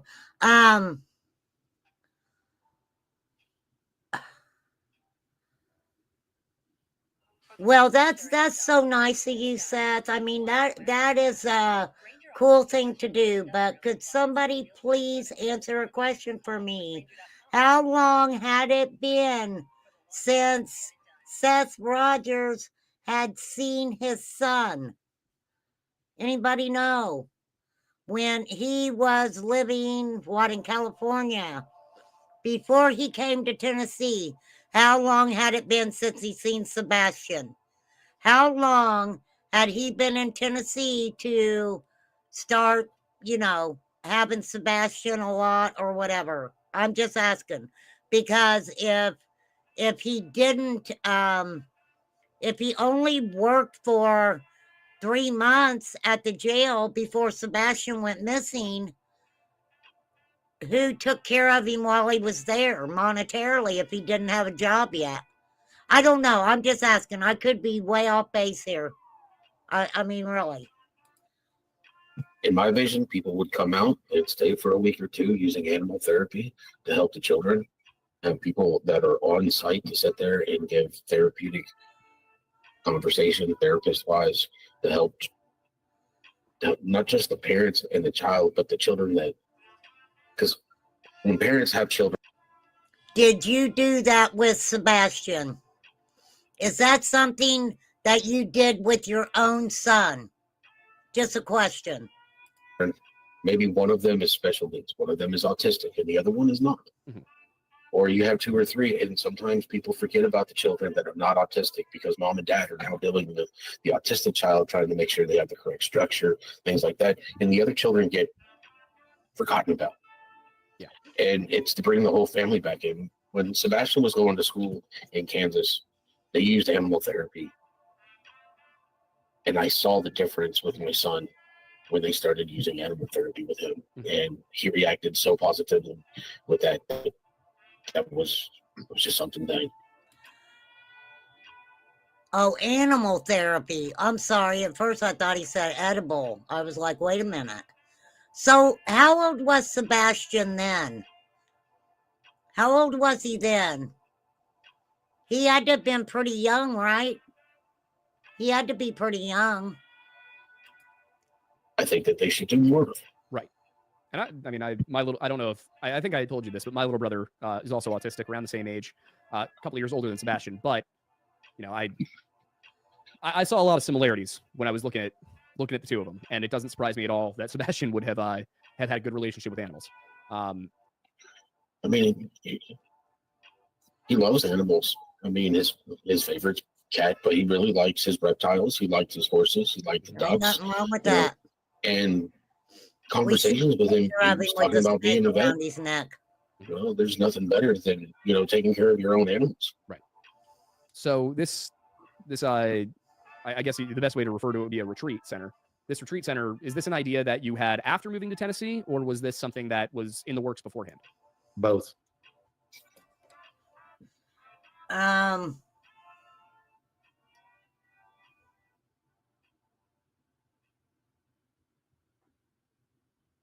So when did it actually get put into the works?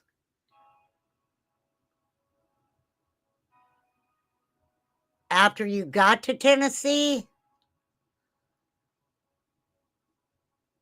I want to know when it started working. I want to know when it started working. So I started in California. Yeah. I had discussed it with Katie, and she didn't see the point of it. And I had discussed it with Sebastian, and Sebastian liked the idea.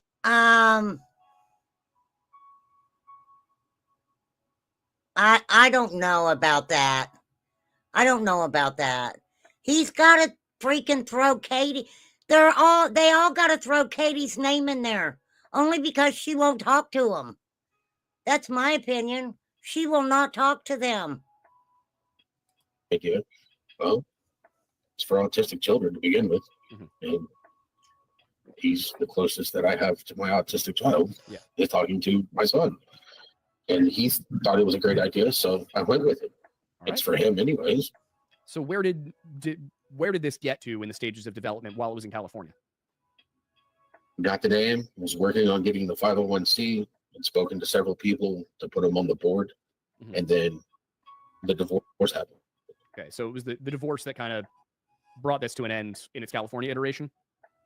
Yes. Okay. And then when you came back to Tennessee, or when you came to Tennessee, I guess I should say, I went and I looked up the filing date on the LLC, and it said it was May 9th, 2024. Is that correct?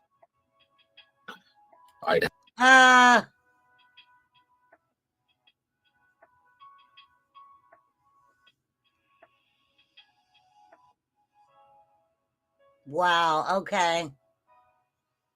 Wow. Okay. I have to, or just generally, my attorney. But yeah, generally, when I say that twice, it's only because I'm making myself speechless because I got a lot to say about that. Timeline? Yes. Actually, Aiden, I spoke to the attorney today, and the plans to get this going were done before Sebastian went missing. Okay, because that was going to be my next question. Was yeah, they sparked the conversation up about it again in the winter of 23. The filing didn't get done by the attorney till May. She was unsure as to whether it was going to be a subchapter S or subchapter C corporation. Okay. But as it sits now, it's just a reserved entity. It's not. No, I don't think anybody. I did. We talked about what a 501c3 was and where its monetary donations can go to. You guys should Google it, check it out. It's really interesting. It's still not a 501c3 status, whether it be the California entity. Honestly, it's been a dream, right? The dream has not come to reality. The California version nor the Tennessee version they've never had property. There's never been a dollar go into it or come out of it other than what it's costed to try to get a reservation of namesake. These are dream companies that, he tried to get in place and reserved. And, then at some point you go find somebody that may be willing to help with some property, but unfortunately they've never got to that point. And Flies, did you drop Jay's link? Could you drop Jay's link, please? It's just a company. Right. Yeah. So, I mean, that makes complete sense to me. We have a couple of our own of those that are just, we want to do something later on, and we want to make sure we've got the name and that we're properly registered and everything. And that, at the end of the day, get into a position to do something. Filing takes time, and you got to wait for the state to get back to you. And sometimes it's good to just have it there and then go get it when you need it, because it doesn't take that much money to form one of these things. And sometimes you get a little bit of ahead of yourself, and you get the ball rolling, and then suddenly a year later you haven't started the thing that you were intending to. We understand this very well. His rent bills, car in the same payment, boat. We want to start a production company. As long as he says we got the LLC filed, is in the home and we haven't done anything with it because for the just too much is going on. 501c3, he can just be because it exists doesn't mean that money is coming in. Paid from it also. Very interesting stuff you will find. Absolutely. I wanted to ask about. It's gone now. Hang on. I have a list. I have a list for this reason. There it is. Oh, and it went away again. Here we go. Yes. So, yeah, there we go. That's what it was. So this is a bit of I don't want to Google it, but I don't. Google Sebastian is your best online friend. News, to my understanding. That's what Fly says. Seth? Under my account, yeah. Yes, but Chris and Katie said that at their house he did not have access to the internet. Is that? Okay. Would you say that's true? I know he didn't have access on his phone. Okay, so was that he didn't have a cellular data plan, or that he didn't have, or that they had parental controls? Do you have any idea what that was? They had parental controls locked out on his phone. All right, so Chris and Katie had parental controls on Sebastian's phone. That's what he just said, right? As far as Chris and Katie are concerned, he did not have access to the internet at their house, and he only could text a select few people from his phone. So there was probably no way he could have contacted anyone from their house, correct? That's your understanding? Okay. Mm-hmm. At your house, and there's been some hubbub about this, were there any restrictions of the same kind? Did he have access to his own computer, his own tablet, PlayStation, anything like that under his own username? No. Okay, so let me rephrase that. Sure. On the PlayStation, everything's under my name. Okay. On the PlayStation, everything's under Seth's name. He has his laptop that he uses for school. Okay. When he had his school laptop during COVID-19. All right, and would that go back and forth between the houses? No. Katie wouldn't let him bring his laptop from there to here, which is fine. I went and got him a laptop for him to use for school here. You went and got him a laptop. So the laptop at your home, you went and got it. It wasn't a school laptop. Oh, very interesting. Very interesting. Right, because he needed a laptop for school. That would make sense. He was 15. He's 15, 16. Yeah, I get it. How long has it been? He was old enough. He's currently 16, correct? Yes. Okay. Just making sure I have my numbers straight. So on this laptop, did he have restricted access to the internet, unrestricted access to the internet, parental controls? He had parental controls. The email address that he would log in, it would tag to me, to my email address, because his email address was a child email address. Okay.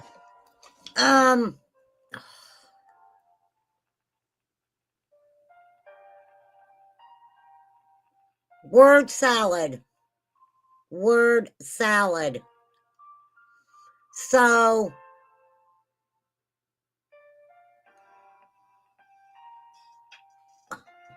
he just said, Seth, why are you doing this to me today?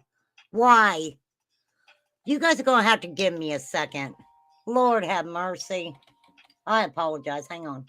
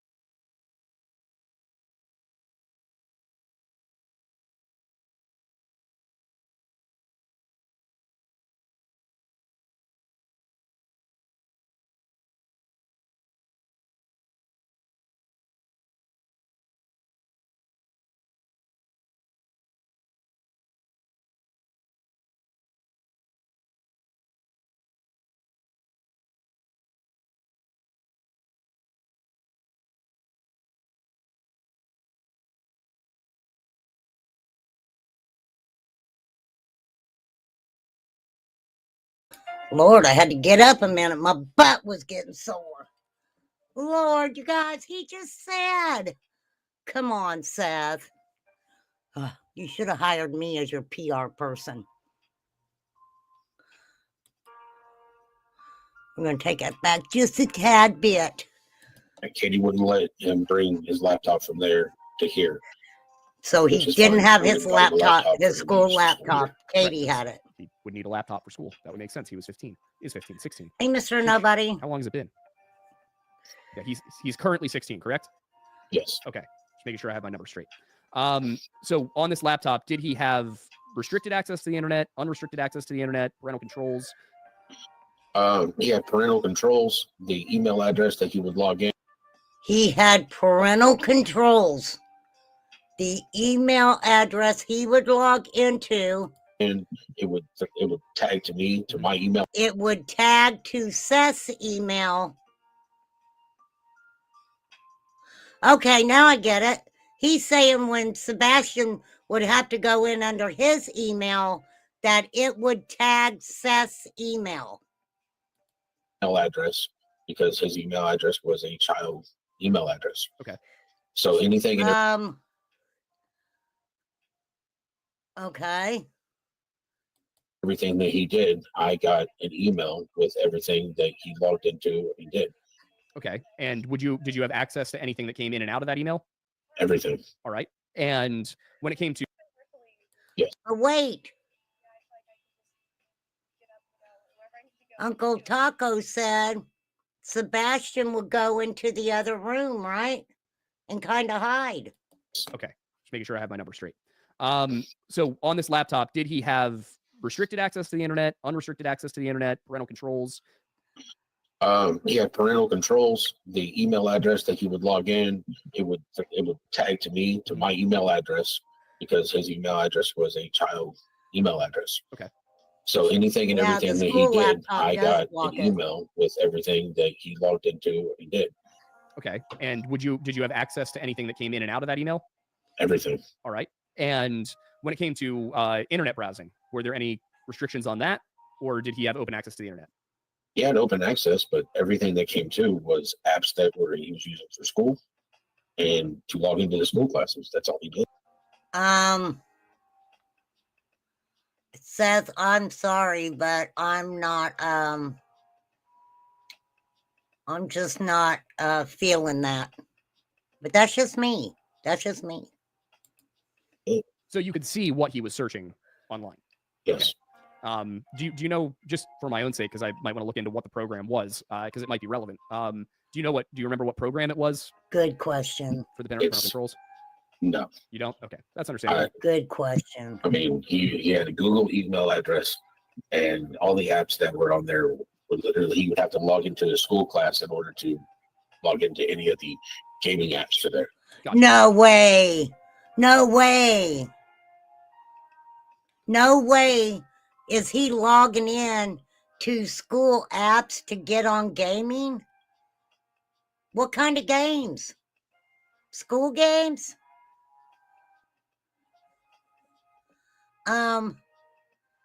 Uncle Taco told that in the interview on BJ's. Yeah.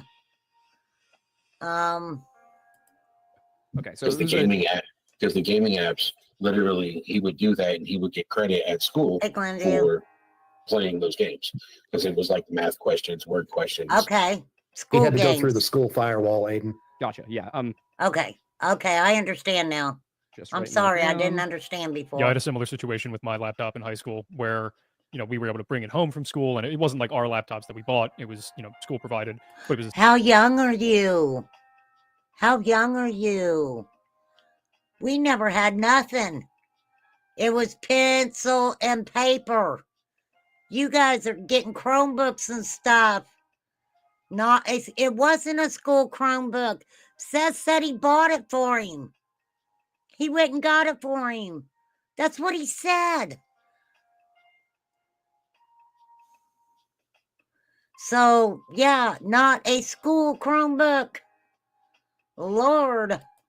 The same thing. It was like you logged in with your school login information And due to the way they set up the user interface on those laptops, he could you only still had access to use certain it things on a that essentially regular the school allowed you to have access. laptop. I didn't have quite the same situation, but my parents did have like one of those parental control apps on it. Didn't actually like control what I did, but it did report back to them on anything that happened on that laptop. So it was very robust parental control. Me too, And that Sky was, Maiden. that was probably, God, 2012. Yeah. I could limit his access if he was on for too long. Mhm. You know, it had a time limit on there that I could set for him.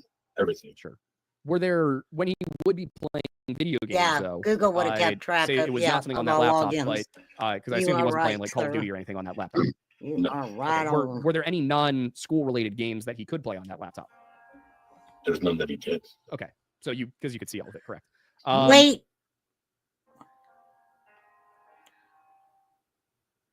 But he played on the gaming device, right? He played on the gaming device. So Right. when it came to PlayStation, did he play any? You said he played online games under your account. Mhm. Did he have a way to speak to anybody? Also, really quickly, what model of PlayStation is this? It's a Darth Vader edition PlayStation 4. PlayStation 4. Darth Because one thing that people- Vader. Darth Vader. Seth's favorite, right?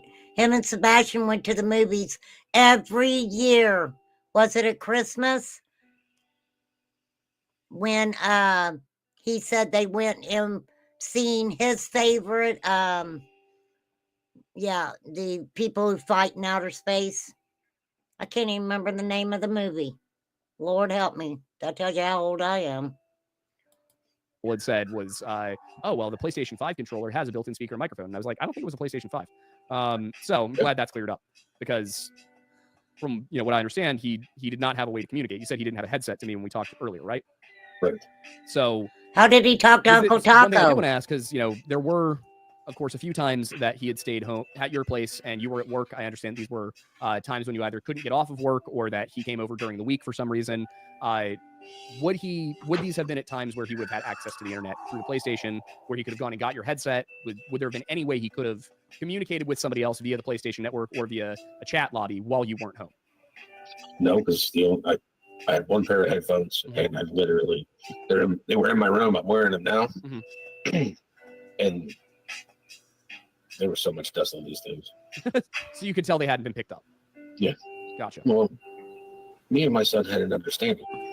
You don't come into my room unless I invite you into my room. Okay.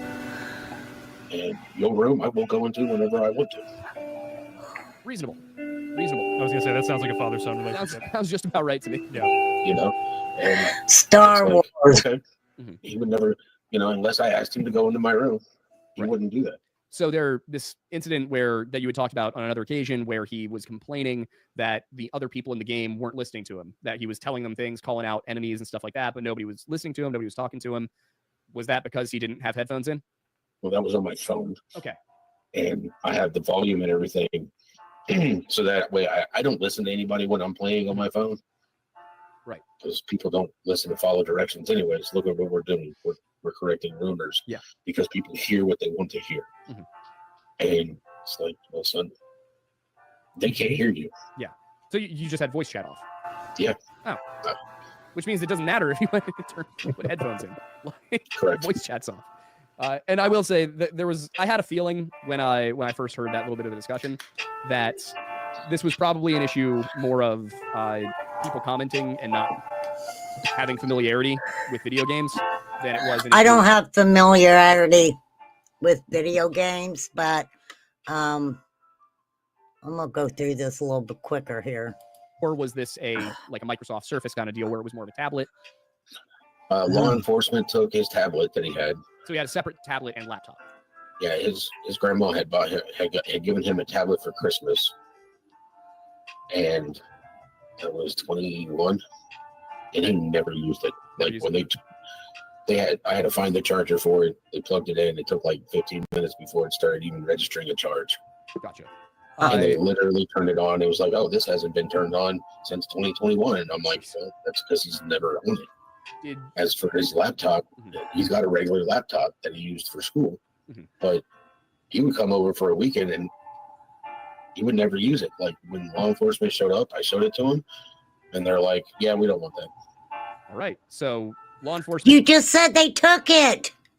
Am I not hearing this right?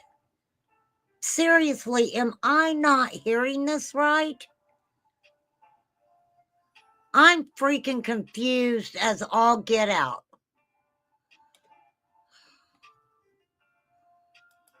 Did not want the laptop. No. Did they take the tablet? They did take the tablet that was in this room. They took the tablet he didn't use, but not the laptop he did use. Now, quickly, which grandmother gave him the tablet? He's only got one. He's only got one grandmother. Is that, well, I guess my question was, is that your mother? My mother. Katie's? Okay. My mother, yeah. He's not supposed to have contact with Katie's mother. She's not supposed to have contact with children at all. That's Katie's mother. That isn't Chris's mom. If Katie got away from them when she was 18, because then you could get with her. What? Huh. Wow. Wow. Gosh, why is that? Is that because of what Katie's childhood was like? Yes. Okay. Does Katie still have contact with her mother? You'd have to ask her. Okay. So I just wasn't sure if that had been something that you would have known while you were married with her. Oh, while we were married? Mm-hmm. No. Gotcha. She had no contact when she decided that she was going to divorce me. Then she started having contact with her. Gotcha. And then I found out that my son was having contact with us. So Katie's, okay, that's important. You're telling me Katie's mother is this an adjudicated thing that she's not supposed to be around children? Or is this Tony, you're nodding your head, yes? Yes. It's state mandated. State mandated. And yet Katie was allowing her mother, who has a directive from the state not to be around children or contact children. Katie was allowing them to communicate. Let me clarify that, Aiden. What was happening is Katie's mother's. Be right back. Sure. Okay. Katie's mother's mother, which would be Katie's grandmother, which would be Sebastian's great grandmother, lived kind of in the same property. They had different structures, but it was all part of the same property there in Virginia. And we know this because we've seen the property. We've been there. What would happen is, why are you going there? Sebastian, if you remember Katie talking about Sebastian FaceTiming his family members about his pancakes that morning. Do you remember that? Yes. What would happen is he would FaceTime his great grandmother, who he could legally have contact with, and she would take the phone over and allow her daughter, which was Sebastian's grandmother, to talk to him on FaceTime. So, oh, Katie, you dirty dog. FaceTiming is pretty different than taking Sebastian to spend time with people who shouldn't be around kids. If Seth was so worried about it, why didn't he contact law enforcement? Oh, maybe it was because, Katie's family was so screwed up, right, Seth, that you met her at 12 and that at 18 she wanted you. That there was no digital trail of her talking to Sebastian. That's premeditated. Oh, well, of course. They're in jail. They're all going to jail. And we found out that was going on from one of the family members. Do the police know about this? Oh yeah. Okay. So they're Okay. aware. We've given them the information. We had several family members come forward and tell us that, cousins, et cetera, tell us that the great grandmother would take the FaceTime phone over to her daughter, and the grandmother would have, lengthy conversations with Sebastian. Oh, well, I'm glad that you're being detectives. The morning before Sebastian disappeared, I guess. I am understanding that the 25th of February, 2024, Sebastian's day started with him coming downstairs, his mom making breakfast, which based on her statements was not something she commonly did, making pancakes, in fact. I thought it was a ranch style home.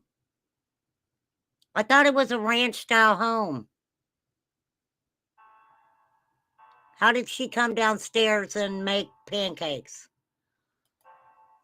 Just then having him call the grandmother he wasn't supposed to have contact with to brag, whatever that means. They then spend all day doing a bunch of Sebastian's favorite things. And then What's Sebastian wrong with disappears. that? Correct. And I'm not saying that I'm using her making the comment that he loved to FaceTime his family members, and he FaceTimed family members that morning. We don't know whether he FaceTimed her that morning or not, just to be clear. All right. But we know that on a regular basis, he would FaceTime the great-grandmother. So what are you trying to say? That great-grandma took him? I don't know. I don't know. Oh my gosh, you guys. To be honest with you, I'm going to have to stop right there. I am sorry. I have to stop right there. We will do part 2. I don't know if I'll be able to hop on in a little bit and do some more of it or not. We'll do part 2 tomorrow. So what have we learned? Seriously, let's take a couple minutes. Let's go over what we've already heard. Okay. And then tomorrow we'll start with what they say happened that day. What we do know is Sebastian Rogers still missing. He is 16 now. He is a white male, 5'5". I'm sure maybe gotten a little taller, 113 pounds, possibly gained some weight, brown hair, brown eyes. He is autistic. If you have any information, any relevant information about Sebastian Rogers or his whereabouts, please call 1-800-TBI-FIND or SCSO at 615-451-3838. It is totally up to you if you think that getting a hold of Dog the Bounty Hunter, is better for you, then so be it. So be it.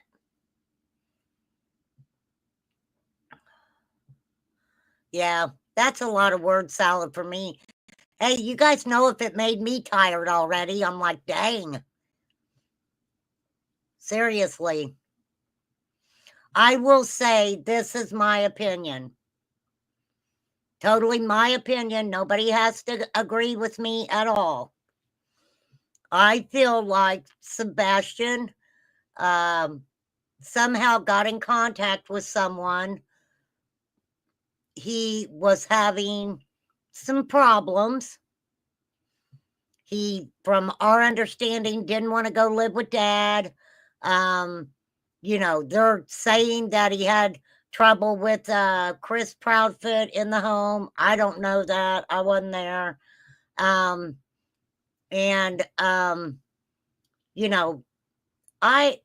This is the thing.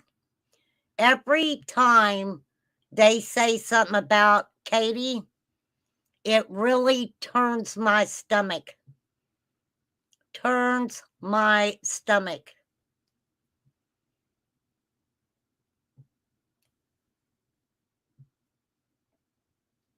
And for someone to be demeaned and talked about the way that has happened, it's very disturbing to me. It's very disturbing to me. Katie can't win with nobody. She can't win. So what? She doesn't get on YouTube and fight with Seth. That's what the whole thing's about. And I am not going to gig Katie on things that she's done in her life.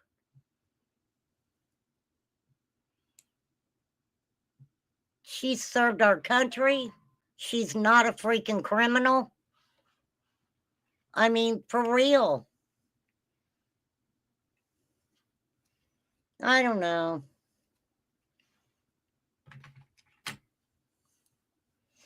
I don't know. But I do believe that somehow Sebastian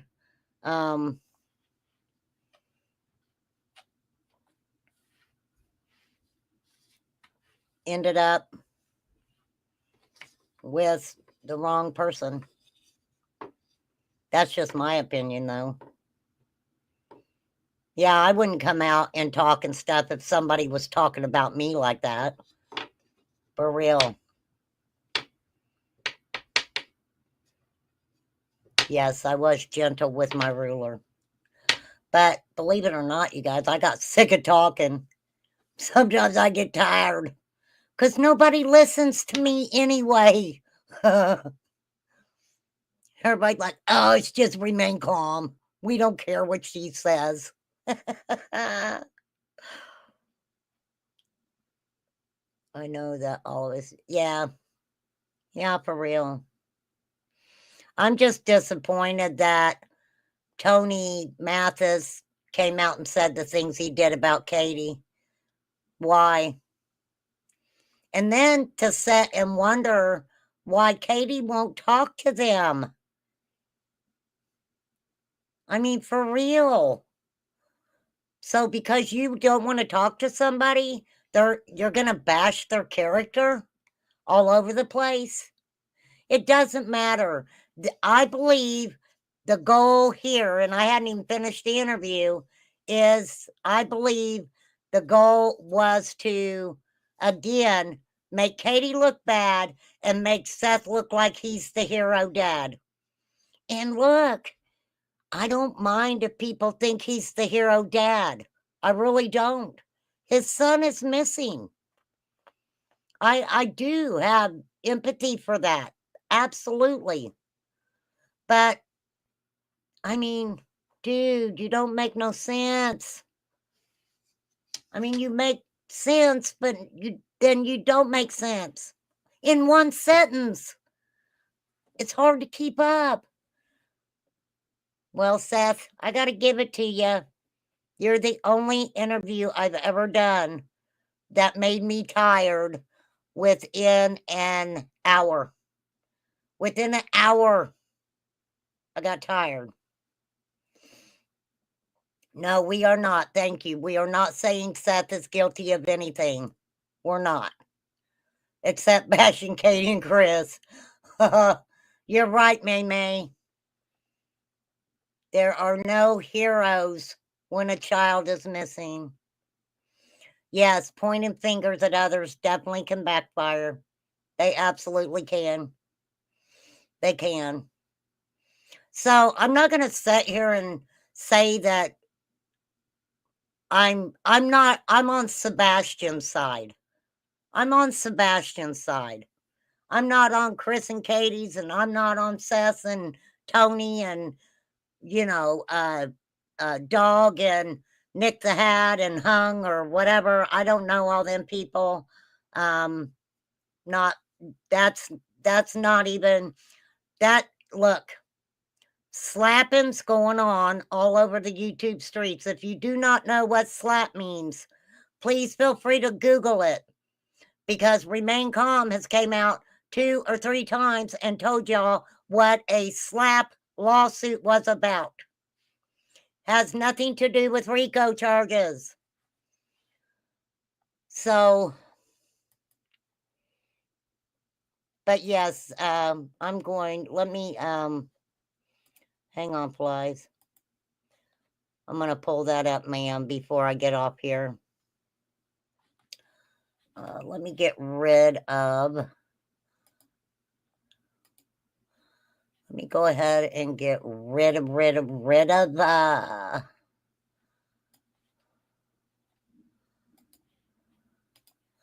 This is Sebastian, you guys. This is Sebastian. There is a reward for him. Go to the site. They'll tell you what the reward is. And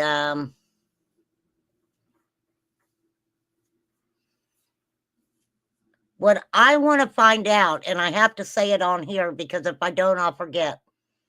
What I would like to find out is how long after they busted the guy from Illinois for the child stuff, they sent him to Tennessee. How long after that did the FBI offer that $50,000 reward? Or had they already issued the reward before they caught the pervert guy? Anybody remember? Anybody remember? You guys know me. I have a lot of weird questions. I know people are like, girl, you got a big mouth. And I do have a big mouth, and I'm freaking proud of it. I am proud to be an American. Oh, okay. Sorry. No, I can't sing today. My throat's already gone.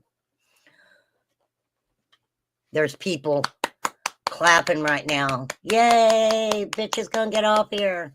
You guys know my OCD's kicking in. I got 8 minutes. Say what you gotta say in 8 minutes. I'm thinking a few weeks after sending him to Hendersonville. I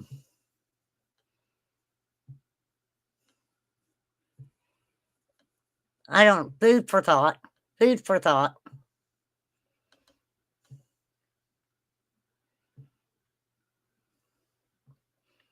But you know what? It was weird because I don't even really think anybody gave the TBI a pat on the back for their internet crimes unit.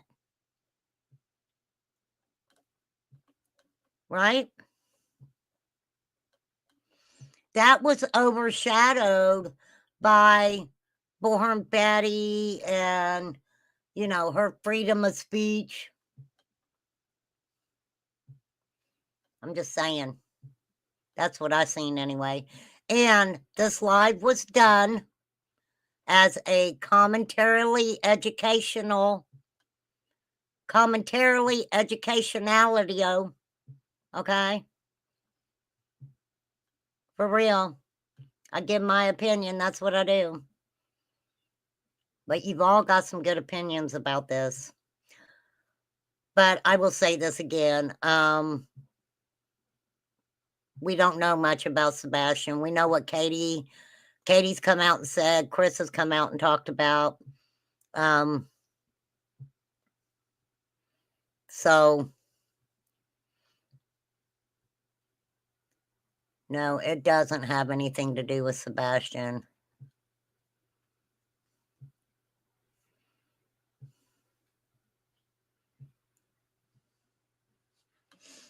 $50 counts? 50 counts? That's a newbie. I mean, that's a new one, right? Hold on.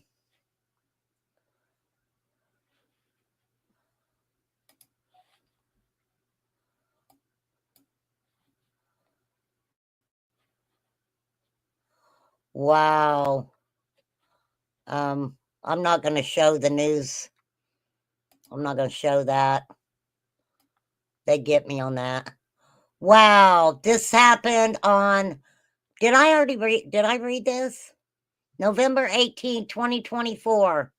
Hendersonville and Gallatin police arrested a man on 9 charges spanning 50 counts related to an investigation started in October. According to a press release from the Hendersonville Police Department, 59-year-old Daniel Charles Harris was arrested for the following: trigger warning, continuous abuse of a child, trigger warning, 3 counts of R of a child, trigger warning, 13 counts of aggravated sexual battery, trigger warning again, 8 counts of especially aggravated exploitation of a minor. Here we go again. Aggravated sexual exploitation of a minor, 4 counts of soliciting sexual exploitation of a minor. Lord help me. 5 counts of exploitation of a minor under 13. 4 counts of sexual battery by an authority figure. 11 counts of sexual exploitation of a minor. Oh, wow. The charges were related to an ongoing investigation that began on October 2nd. No further details immediately released. I will pull this up. They are asking anyone with information about criminal activity committed by Harris has been asked to contact the Hendersonville Criminal Investigation Division, Detective Denning. You can call 615-264-5303 or 615-594-4113 to report that criminal activity. Lord help me, that was a lot. That was too much. I am going to be looking into that a little bit more.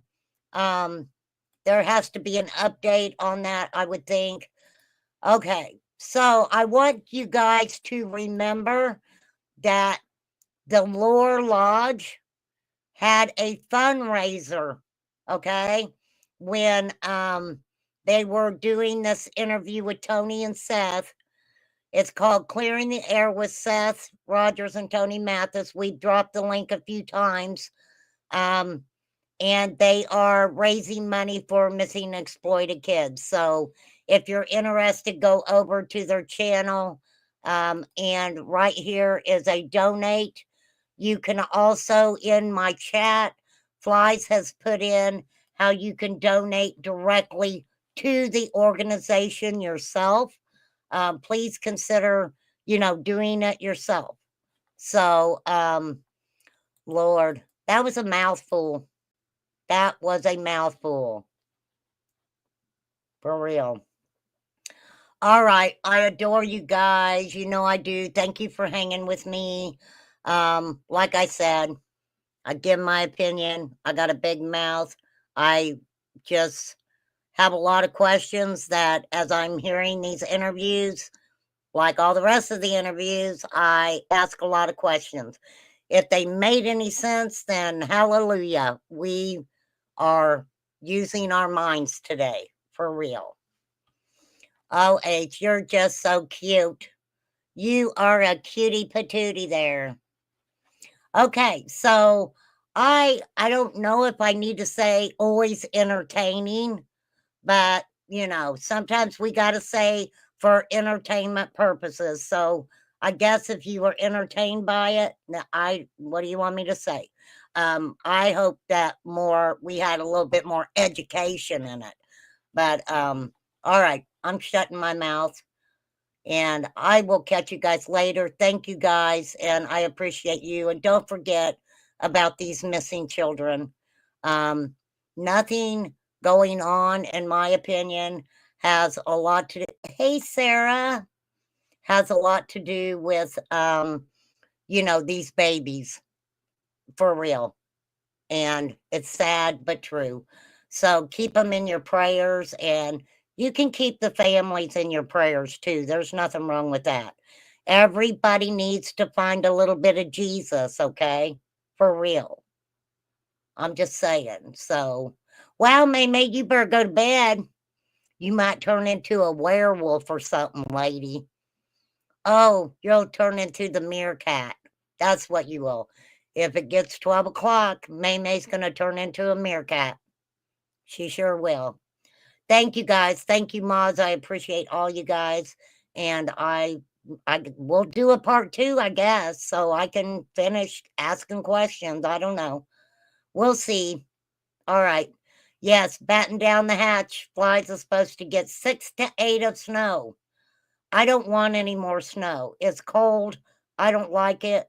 My bones hurt and my butt's already numb from sitting here.